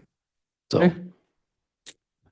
It is 8:39, and I'm going to close the public hearing and go to council deliberation. Make a motion. Councilman Wheeler? I'm all for people using blinds when they need to, and I think it's appropriate to let the houses be built as they fit on the envelope. I'd make a motion that we approving or You're approving the reconsideration, Approving the reconsideration, remove condition number 3. remove condition number 3. Okay, we have a motion. Do we have a second? I will second that. We have a motion by Councilman Wheelock and a second by Councilman Hershey. Any further discussion? Hearing none, roll call. Hershey. Aye. Wheelock. Aye. Nielsen. Aye. Okay, that motion carries. Thank you. Great, we're going to move on to item 7D, the Wild Branch Commercial Park Subdivision Preliminary Plat and Final Plat. I'm going to ask it is 8:40. I'm going to open the public hearing and ask the council if there is any ex parte contact or communication regarding this project. None. No. Okay, hearing none. Sean, the floor is yours. Mr. Mayor, Council, thank you. Next public hearing you have before you is the Wild Branch Commercial Park subdivision. Applicant is requesting approval of a preliminary plat and a final plat. Property is located at 342 South Calhoun Place. Preliminary plat and final plat. Approval is for 4 commercial lots. Property is located on 11.38 acres. Application requirements, including submittal requirements, agency transmittals, legal noticing, site posting have all been completed in compliance with the Unified Development Code. Application has been reviewed for compliance with the Unified Development Code and the comprehensive plan. There are no late exhibits or items of special consideration. Staff is recommending approval with conditions of approval. Again, for reference, this is located at Wild Branch and Calhoun, south of State Street and west of Highway 16. And before you is a copy of the preliminary plat and the final plat. They do match, which is what we look for when we're approving these applications. Staff will stand for any questions. Any questions of staff before we bring the applicant up? Okay, hearing none, the applicant can come up, please. Good evening, Mr. Mayor, council members. My name is David Bailey. I'm with Bailey Engineering. My office address is 868 East Riverside Drive in Eagle, and representing Barron Properties. So the developer is here tonight, and he may want to make some comments and could answer any questions you have as well. Sean pointed out here, this is on Calhoun Street. The improvements are completed in front of this project. It's north of the Starcrest Apartments, which this developer completed in a couple of years ago. And so what we're looking to do is they're looking for commercial tenants for the site there. It's, it's ready to develop, it has services to it. We are working on a project out there to move the irrigation canal that's on the north end of the site there, but that'll be done in advance of the platting process probably. So we're looking to get this in the queue to find some tenants for the property and get this final plat ready to go as we go along that way. I don't think we have any problems with the city's conditions of approval, and we'd ask your approval of preliminary final plat on the project. Okay. Any questions of Mr. Bailey? Mayor Chadwick. Councilman Nielsen? Will the site design include any pedestrian or bicycle access or through that property? So there's the road in the front of it, and then each of the lots is commercial. To the east side of this is the Highway 16 right of way, so won't have any access to that. Within the property, we would have each of the individual sites. We'll come back to you for a permit, for the site, would have the appropriate access, for those.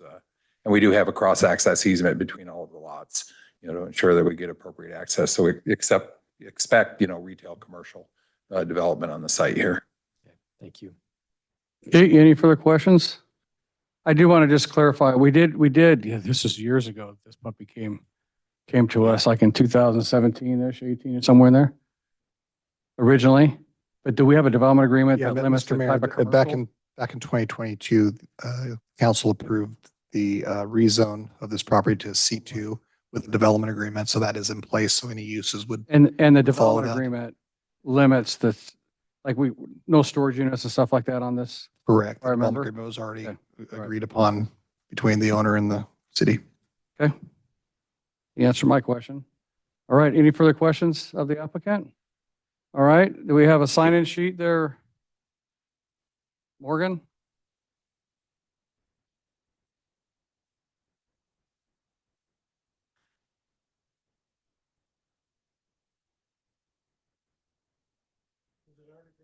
Do you have it?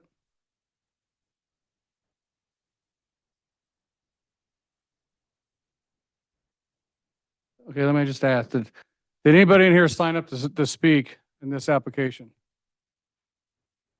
All right. Good talk. Hearing none, there is no sign up sheet there for it. With that said, then, did you want to say anything further, Mr. Bailey?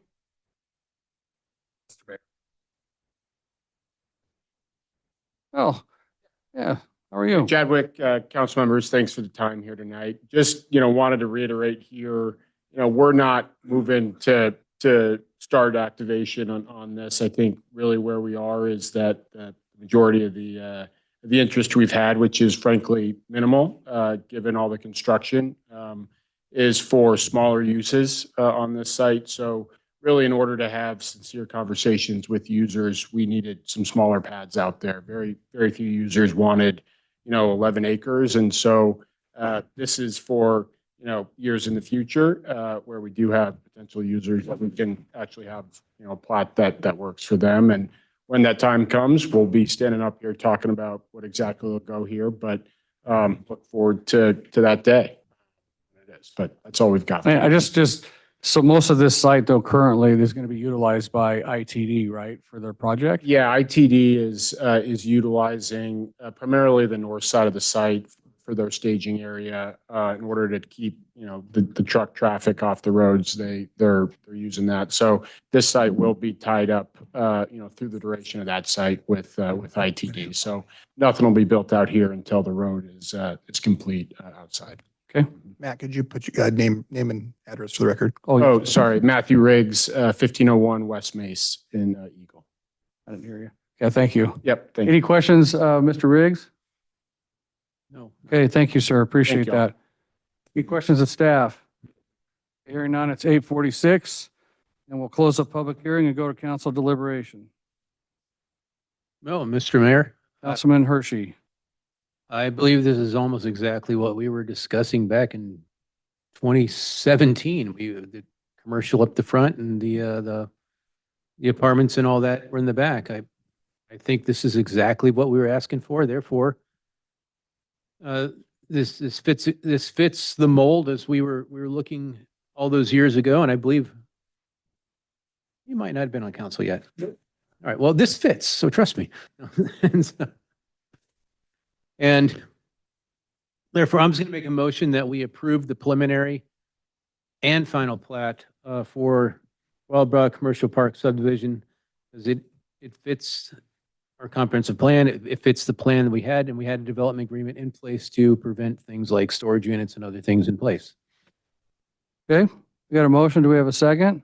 Mr. Mayor, because I trust David Hershey, I would second that. Okay, we have a motion by Councilman Hershey, a second by Councilman Wheelock. Any further discussion? Mayor Chadwick. Councilman Nielsen? So on the condition of the approving also the final plat, staff recommended that we hold on that. So I'd recommend that I amend to allow completion of the required floodplain engineering and related approvals prior to the final plat. Amended as said. Okay, we have an amended motion just for the preliminary plat.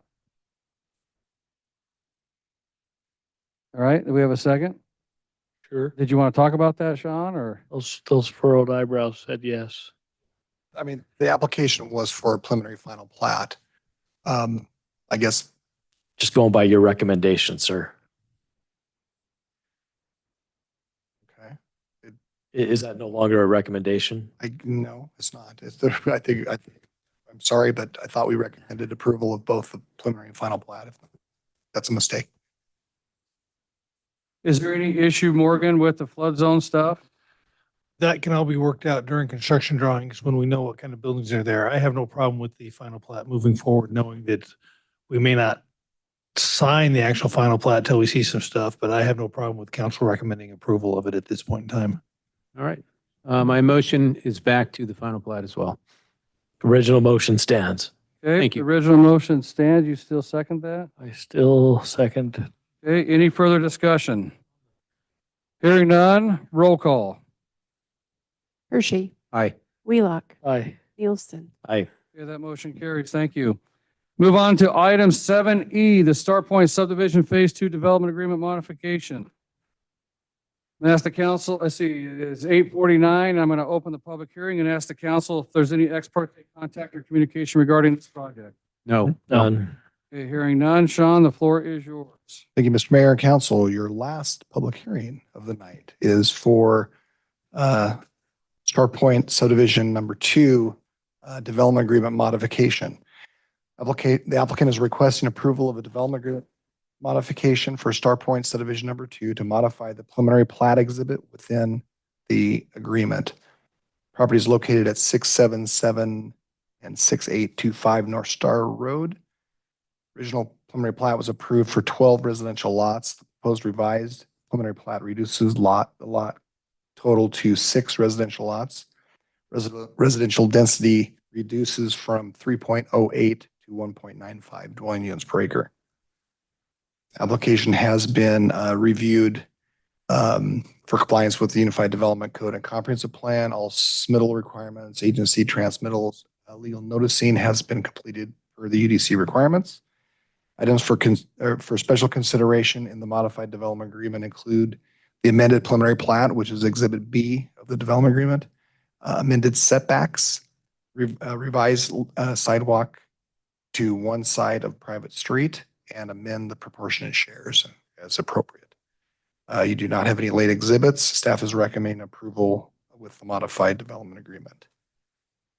Okay, any questions of staff? Before you, you have the original approved preliminary plat and the proposed revised preliminary plat. So basically, we're dropping it from the 12 units to an acre to, or not 12, but 12 units to 6 units. Correct. On And then, that, and then okay. the setbacks within the development agreement are proposed to be revised per this exhibit. And the only other change is the applicant is requesting a sidewalk on one side of the private street. And then the proportionate shares will be reduced because of the number of lots. Correct. And we approved this as a private street before? Yes. Yeah. Okay. All right. Any questions of staff? Hearing none, is the applicant, Mayor Chadwick. Councilman Nielsen? So just curious if you did any comparisons with the south of the river subplan on this application and I did not specifically.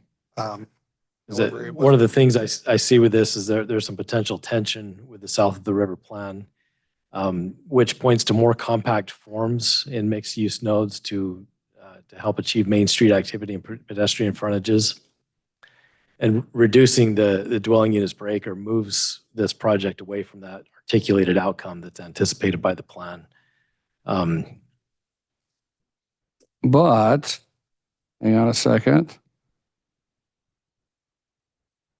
Well, let me pull it up here.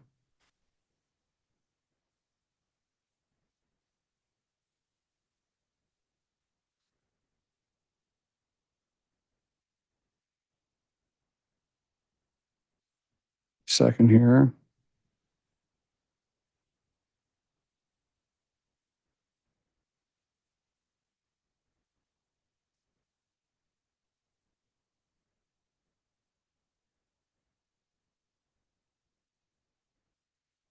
I don't know if it's a bubble map basically on our thing, and we have areas that we can adjust that to for the mixed use and stuff like that, right?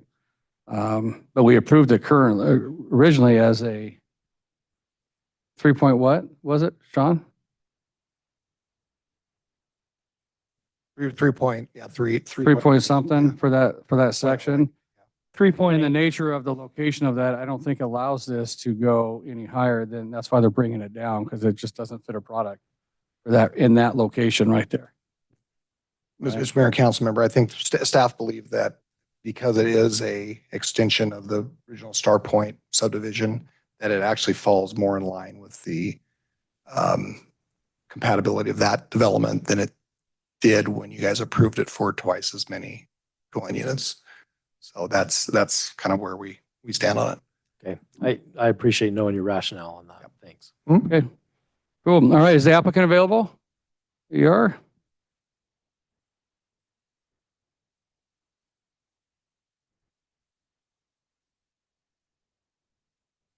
Mayor, council members, Nicolette Womack with Kimley Horn, 1100 West Idaho Street, Boise, Idaho 83702.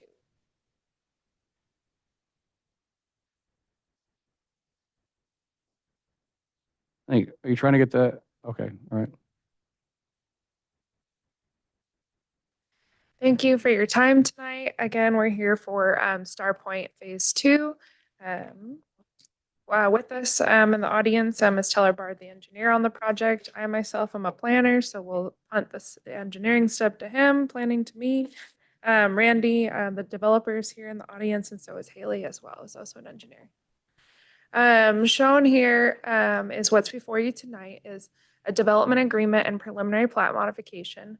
This would reduce the number of lots to 6 single-family detached homes and increase setbacks to the original DA. This is in response to some of the market conditions changing and needing to rework the site. Shown here is a vicinity map, of the general area. So you can see Star Point subdivision to the north. Our exact property, again, is 3.08 acres.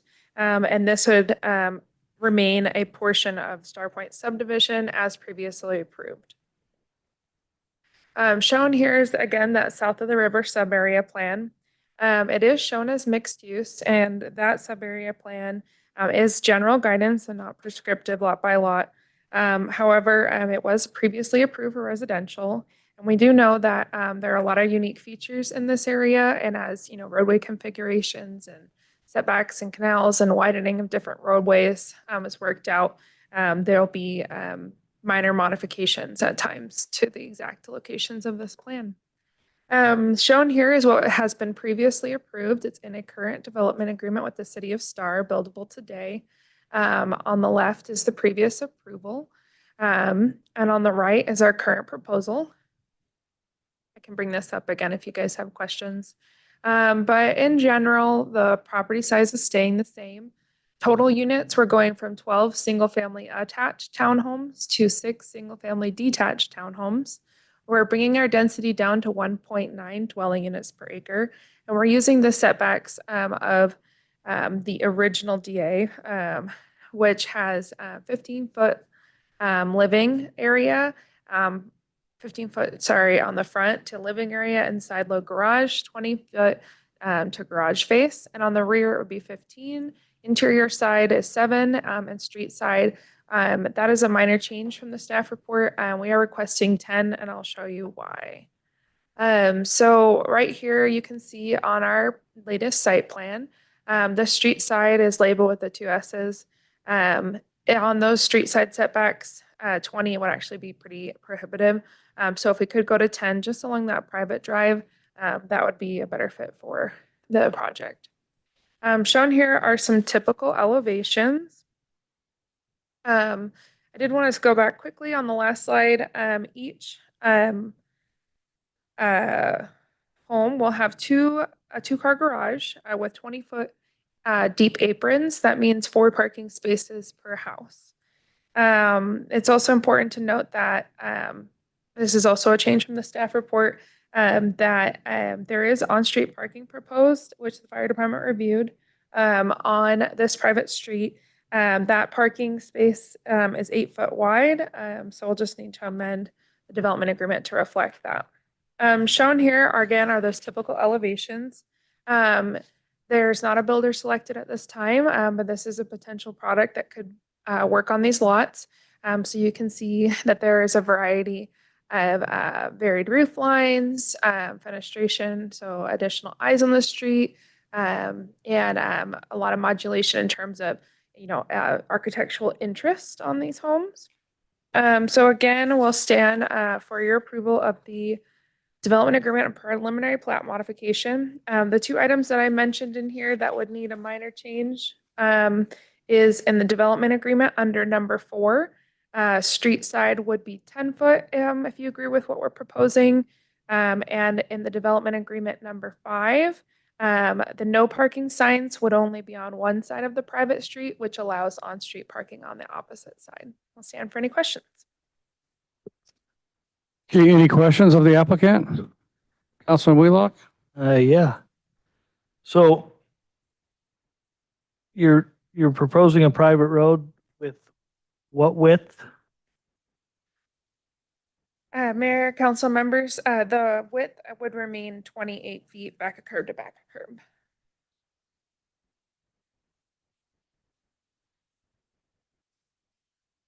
Okay.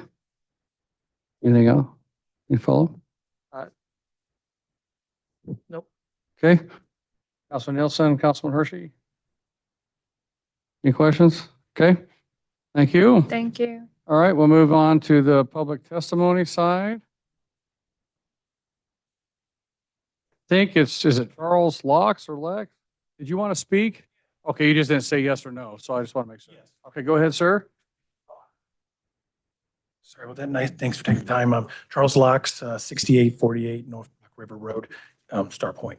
Is it LUX? LOX. Oh, LOX. So live in Star Point. That plan, for one, is not on the maps for Star Point for people who are purchasing lots, you know, and having 1.5, $2 million homes on the bench there. This is not, they don't know this is going on. It was pre-approved from you guys from previous, which we understand, but this was never shared with the design. You see the one on Star Point, which it shows you, but it doesn't show any of this. So nobody knows this is happening at Star Point. And I can tell you, they ain't going to be happy when they find out that this is going to be right across the street from them. These are small homes. We know that the 2 lots were for sale. That was what was supposed to be. This extra was not proposed to be anything until possibly another stage. And that was all we were ever told. And you can go through the subdivision and talk to anybody who purchased there. They will all say the same thing. They do not know any of this. Basically, this is a lot of little houses on a corner of a busy road. This is going to be noisy. These are going to be cheap homes. This is going to be rentals. These are what could be $400,000. Who's going to want to live 30 feet from the end of the road? And on top of that, if they're going to be Star Point, who's going to pay their HOA? It's $500 a quarter. You think one of these people going to pay $500 a quarter? See, that's the point here. This is a little bit of a game. It's kind of all hidden to us because they couldn't sell the 2 properties. And since they couldn't sell 2 properties, this was the backup plan, which was the backup plan originally for this property. But we would ask that you guys would say, if they would have told us this would have been part of the thing we would have known. But it was only supposed to be the 2 properties, and whatever property they were going to do with another stage, they should be made to keep it just those 2 properties and not be allowed to be adding all this without everybody knowing what's going on. Okay, so I'm gonna bring up a couple points for you. Yeah. So you understand they currently have an entitlement for 12 units right now. Correct. Yes. So if we were to deny this, they can build the 12. It had already been. So we can't take away what they have. Okay. Just so you're aware. I understand what you're saying, but I just want to make sure you're fully aware if you're against this and it were to get denied, that 12 units could be built there. Right. Okay. And there's nothing that we can do about it because it was approved. Well, I don't think a lot of the people on the bench will allow this, or much less they're Well, they going to can't- be. So they don't have a choice. They have a legal. Illegal. They have a legal right to Right. build 12 right now. Right. They're asking us to reduce that legal right to 6. Right. So just so you're aware, I understand what you're saying Right. overall. Okay. Just be aware that Okay. if it were get denied at 6, the people up there have no say Right. because they have an entitlement that's adopted by legal standards that allows them 12 currently. Okay. So if you were truly against the 6, Yeah. I can't imagine you being for the 12. Well, what about the 2? We can't force the 2. Because 2 were approved. We're part of the it's approved for 12. Right. It's approved for 12. That's the legal right. There's no legal right for 2 or any of that. That's Okay. not what they're asking for. We can't go force them to drop it down to 2. Okay. Even So- though that's where they were advertising it. The advertising is outside our channels. That's a private matter legally between you guys and them. The Right. city can't get involved with the advertising aspects of any of this kind of stuff, unfortunately, right? We can only do the land use hearing stuff and go with that is entitled versus what they're trying to change, right? So just understand that you're either going to get 12 or you're going to get 6 Right. on there. So, Mayor Chadwick. Councilman Nielsen. So I appreciate the explanation. Mr. Locks, I appreciate your, Yeah, I do too. Don't you're get right. me wrong. Oh, no, I understand. Well, I appreciate your right to your opinion. Look, for people who went and bought $1 to $2 million homes, to have no idea about what's going on around you, if it's that important. Good question. No, This I'm is not asking a Meridian. question. This is Meridian, though. Excuse me. It's not Meridian. I'm not asking a question. Oh, okay. Apologize. I'm just sharing with you that I'm surprised if it's that big of a deal and if you guys are so much smarter than these people that are going to. Oh, no, not Excuse smarter. me, a $400,000 home. Yeah. You missed the boat. Yeah. And frankly, it makes me sick to hear you talk about people you don't even know, potential residents of Star who have a smaller house than you and a less expensive house. And I'm not criticizing your opinion. This is just how I experienced what you shared tonight. No, it's the And misleading. excuse me, in our community, it's people first. And I hope that no matter what happens here, that there can be good cooperation between Starpoint and Starpoint Phase 2. This is public information. There's nothing being, pulled the wool over anybody's eyes. If anybody really look, if you're concerned about marketing, take it up with him. Here at the city, there was a public hearing. This is public record. Anybody can look up online or come in and talk and figure out what's around. Right. And I can appreciate that. Thank you. But like I said, the only point I had was it's not about the other people around me. It's just being Your point deceived. was a lot about the people around you. Well, I do live in a neighborhood that I bought into. Yeah. That I was I don't told. care how much was your this. house costs or how little it costs. The content of character is everything.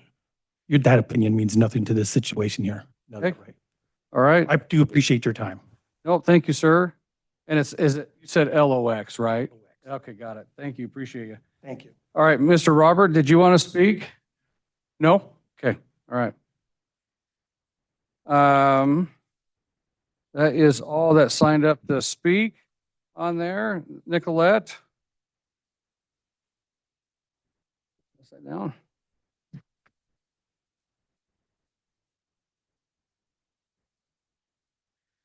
Mayor, council members, thank you for your time tonight. Thank you for the feedback. We just want to say that we understand how much marketing can be different than what's going on sometimes with the approval processes and trying to get all the information out. Sometimes comes at weird timings while things are getting sold. So I sympathize with that surprise, but know that we're going through the proper legal channels and support that understanding as well. Now that we're all up to speed, I do just want to know that the square footages of these lots are very similar to the square footages of the lots in Star Point. So I couldn't say specifically if their price points are that different, but Randy will address some of the comments about the HOA fee, and maybe he has some insight on that as well. So I'll turn it over to him.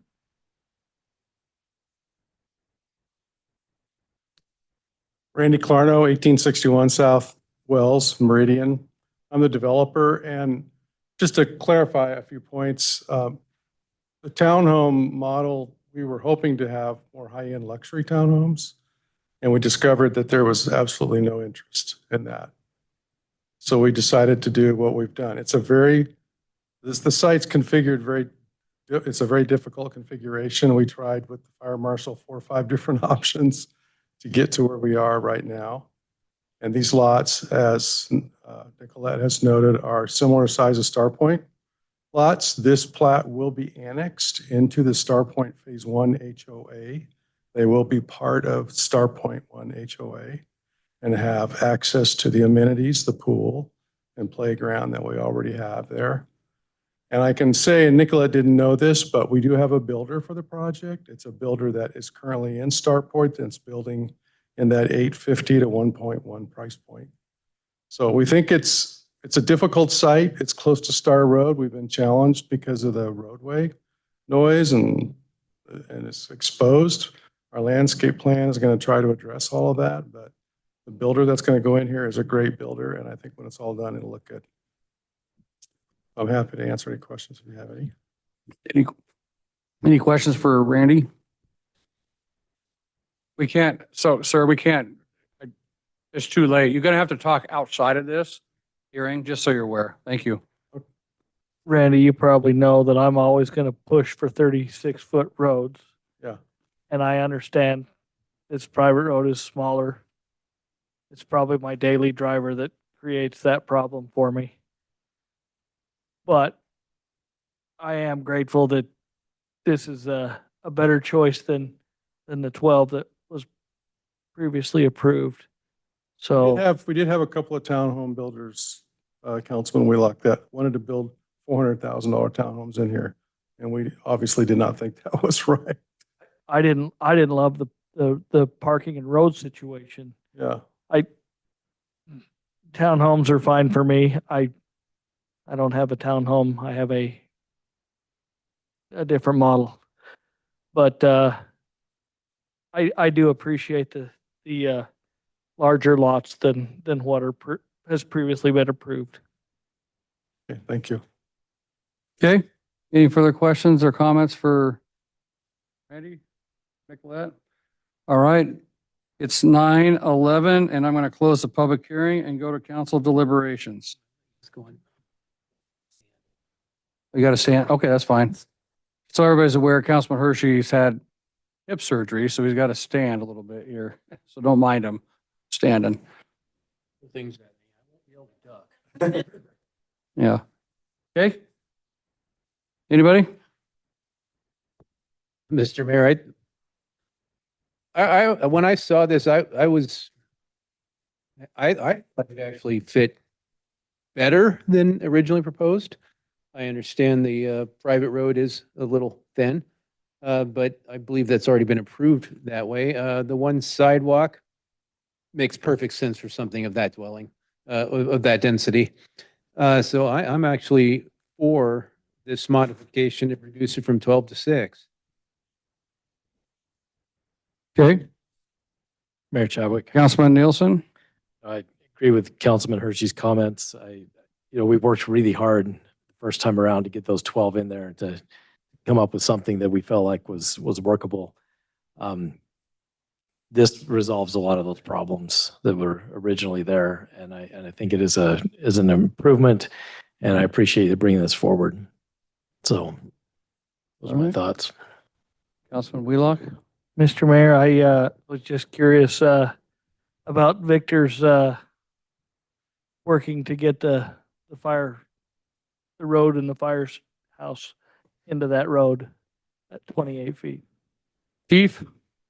Yeah, Mayor, Council, yeah, so the applicant and I, engineers, we went through this site quite a bit, and part of it was looking at what we had already approved with the prior and trying to maintain that to get a little bit different product here. So they did provide me with auto turn models that shows us based on the dimension, and we don't call them auto turns anymore. I know Ryan's over there probably telling me something else. The vehicle modeling. We went through with all of our apparatus and they provided that. And we show that we can fit in and out of that, even with the one-sided street parking. And so we did make some adjustments here or there, but at the end, what they provided with me, I felt met the intent of the code, and we can get in and out of that subdivision part. Thank you. All right. And I'm just going to make my comment. I hear Mr. Locks. Did I say that right?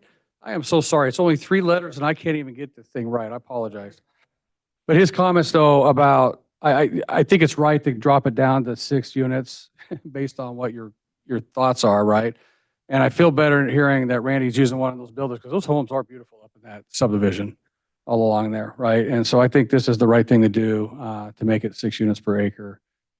Not per acre, but 6 total units up there in that area.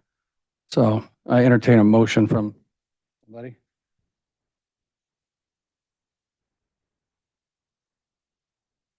Mr. Mayor, after listening to the testimony given and the previously approved lots, to the reduction of the 6 proposed reduced lots and the changes in the conditions as stated, I make a motion that we approve the development agreement modification for Star Point subdivision Phase 2 As presented. as presented. Okay, we got a motion. Do we have a second? I'll second that. We have a motion and a second by Councilman Nielsen. Any further discussion? Hearing none, roll call. Hershey, Aye. Wheelock, Aye. Nielsen. Aye. That motion carries. Thank you. All right, we're going to move on to item 8A. We're almost done for the evening. Thank you, guys. Appreciate it. Thank you, Mr. Locks and sir. Okay, I'm going to make sure everybody's ready to go here. We'll get some folks out real quick. Hey, you're hanging in here.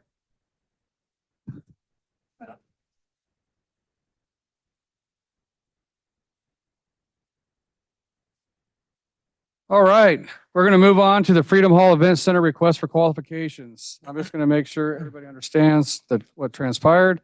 We put out a request for qualifications for CMGC back in August, I believe it was, or September. In September, I was gone hunting too during that, sorry. Back in September, and we received 11 bids, or not bids, but RFQ or qualifications on October 1st at 12 p.m. We came in here in the city council chambers at 12:15, opened them up so the public would know that of the 11 who submitted them. On October 2nd at 11:30, we had a 5-member committee review all the responses to score per the rubric in the RFQ. The RFQ review committee members were Shelley Tilton, our city clerk, Ryan Morgan, our city engineer, Sean Nickel, the planning and zoning administrator, Ryan Field, the assistant planner and director of Star Parks and Recreation, and myself. We have 2 criteria that were required to be responded to and an addenda that needed to be acknowledged. And we had, out of those 11, when you follow the criteria 1 and 2 and the addenda, we had 3 that fell into the proper category to be reviewed further. With that said, there's a sheet in there that we had reviewed Alpine Construction, Benetton Construction, and HC Company because they met all of the required criteria and acknowledged the addendas in their packets. And we further scored those on a 3 to 8, criteria 3 through 8, and provided you with a ranking. In that packet, that ranking shows that Benetton is for the GM's, oh my goodness, the CMGC was our number 1 most qualified ranking. HC Company was 2nd and ACM was 3rd. And you can see our total scores over there on that. Tonight, this is brought before you you can do 3 things here. You can agree with the rankings as we have presented them and move it forward to us for us to start negotiating a contract with our number 1 selection. You guys can sit here and hammer out your own scoring on this, and or you can bring people back for interviews if you choose. But if we do that, that's going to delay the project on there because we do have a timeline for September 30th to have this thing closed out next year before the end of the fiscal year. So I'll leave it open for some questions. I just want to let you know where we are at with this. It's been a pretty fun process, actually, on this. Mr. Mayor, Councilman Hershey? I don't have any questions. I believe from what you've stated in the timeline you gave and the reviewers, I believe you all have come up with probably your best solution, and I have no reason nor expertise to go against that recommendation of going with the number 1 responder with the 22 total score of Benetton.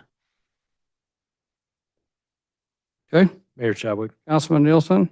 I'm just curious if, and I don't know if you can answer this or consider it, but if no interviews are held, does the 0 to 4 rubric stand as final as it is today with these 3? We can go with the scores that we have currently established for the council if you agree with those scores. You don't have to do criteria number 9. That's not a requirement. Right. And one of the challenges I see with criteria number 9 is it actually overweights all of the other Everything else, scores. yeah. And so I feel like if we didn't go with what's presented here tonight and we moved into interviews, that would actually create a process that's challenging. Okay. Noted. All right, well, I'm going to make a motion that we move forward and have the mayor enter into discussions to negotiate a contract with Benetton And accept the scores as presented. and accept the scores in the report as presented, yes. Okay, thank you. I'll second the motion. We have a motion and a second. Any further discussion? Hearing none. Roll call. Hershey, Aye. Wheelock, Aye. Nielsen, Aye. Okay, that motion carries. And I just, now that we're done with that, I just want to let you know that Benetton's actually sitting out here in the stands. Alan is over here. He's their main estimator. Congratulations. Principal, I think, still with Can I Benetton. move that we bring this in for reconsideration? No, just kidding. I will tell you, I'm gonna bring this up too, that Benetton just recently completed the Starfire building on Floating Feather. You know, one of the things,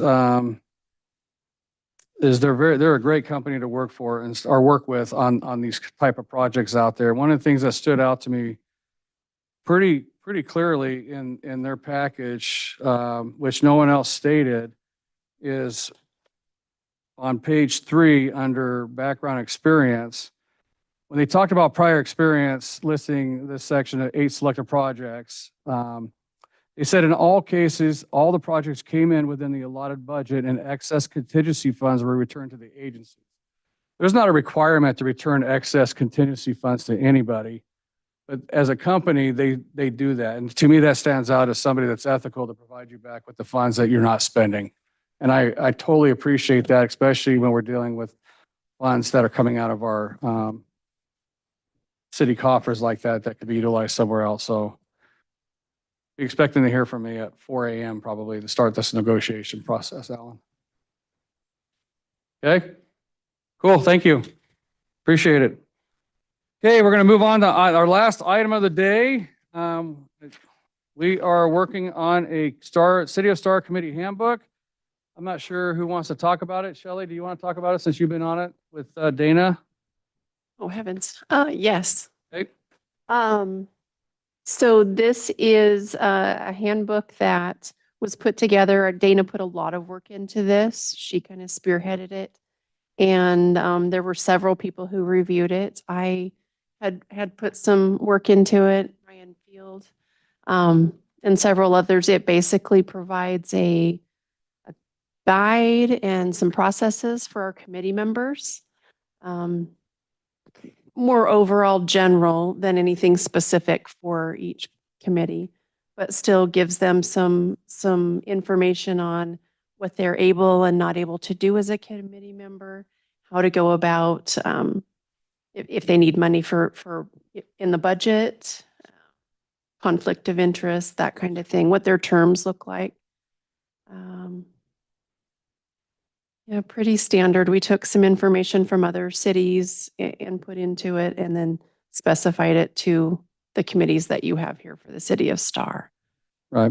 So, And I will tell you, this is long overdue, and I appreciate Dana, Shelley, Ryan, and Councilwoman Solomon made some input yes. on it as well and suggested changes on it. So it's something that we need to have for our committees, and we're going to try to bring back some of the committees. I think Smith Sue is going to be one, and she's going to be on a committee too out here. So, okay.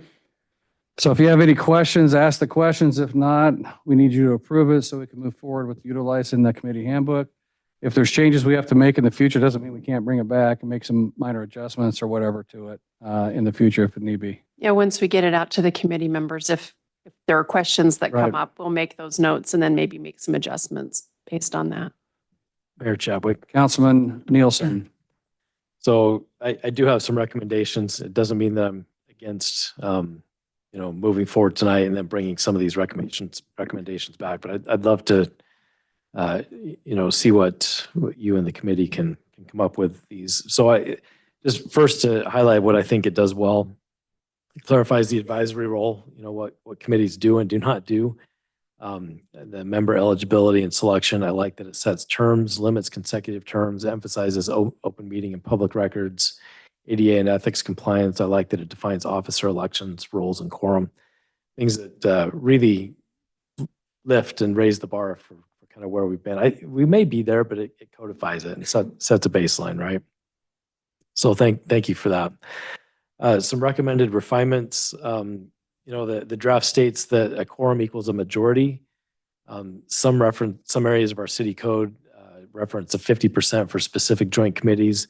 So I recommend that you consider adding language like, unless otherwise specified by ordinance, creating the committee, a quorum is a majority of appointed members. That way it gives the little deference to the code and lets the city council create some conditions that may end up applying. And then cross-reference to the city code to avoid any conflict. The second recommendation is on subcommittees. The draft says that the city does not recognize subcommittees, and I wonder if we could consider allowing ad hoc working groups with no quorum or voting, provided they do not deliberate and do not include a quorum of the parent body to accommodate workload while honoring the open meeting law. Might give us a little more flexibility. So, Shelley, being the clerk, do you see a problem with adding that? I don't technically see a problem with that. I think there were some specific reasons that was put in there, potentially. Certainly something we could look more at, but I think there were specific reasons to not think there were situations where, and maybe there can be some specific designation to what can and can't happen in forming those, or what needs to happen before that can be done, possibly. There are certainly ad hoc groups can be informational and helpful. I'm not certain. Do you have anything you want to add on that? I'm not certain if that's exactly the situation that we. Is that what you're thinking? Well, I don't know what You have it well covered, Shelley. Yeah. That was a situation where we were having groups meeting outside of the committee meetings and making decisions on behalf of the meeting or on the committee. And so we just want to be clear. There's nothing wrong with having people come in and volunteer and do extra work for certain service days or something like that, but we were having decisions being made outside of open meetings. Right. And that's kind of the feel that I got, and that's why I'm recommending that language. And again, for your consideration, it may help to address that and leave us some flexibility on that. Yeah. So the third thing is meeting logistics. The handbook requires an agenda to the clerk 5 business days ahead and public notice timelines. Just consider adding a late ad procedure for urgent items and standard agenda template. And the thought there is that it's hard to get people together. And, I know regular meetings occur and it's okay to postpone some business. Again, it's a flexibility thing. Not suggesting that this is what I want, but if we, consider that. Okay. I only have 3 more, Mayor. Oh, you do have 3 more? Okay. Keep it going. The ethics section references Idaho code. And so my thought there was to add recusal steps and ex parte or appearance of fairness guidance, especially for boards that might be quasi, advisory. The next one is records management. I think we could strengthen the records retention paragraph with a direct link to the city's retention schedule, designate a liaison in the committee as a custodian, and specify where agendas and minutes reside for public access. And the last one is training. If we added a required orientation, obviously if and when we had an orientation, an orientation around things like open meeting laws, public records, ADA and ethics within 60 days of an appointment. The clerk's office already provides support. Just clarify the frequency and format. And I can provide that to you in a list if you'd like. Okay. Any further comments or anything? So would this be something that we approve like this today and work towards making those adjustments? Yeah, that was my thought. Yeah, this sounds like it's a living document at least in this phase, so. Yeah. So if you work on the adjustments, we could approve this as it is today with those recommendations and then bring those back at a later time when they can get them together. Yeah. And after and review it. other reviews too. All right. And again, I want to reinforce, well done. This is awesome. It is very nice. This was a lot. Yeah, a lot of people on it. So Thank you. And when you're talking about Idaho State ethics, we'll be working on our own ethics manual here, by the way. Yeah. That's coming up soon. I was going to talk to you about that. Thank you. you're the reason we need one. No, just kidding. So I'd entertain a motion. I'll make a motion, Mr. Mayor, that we move forward with this committee handbook, incorporating the recommendations. I'll just put them as that from Councilman Nielsen to have them digest, place those in there, have this reviewed, and then come back to us. So we're approving the handbook as it stands today. Yes, as stands today, but however, with Right. the considerations With the that were considerations. presented. Second that. Okay, we got a motion by Councilman Hershey and a second by Councilman Wheelock. Any further discussion? Hearing none, roll call. Hershey, Aye. Wheelock, Aye. Nielsen. Aye.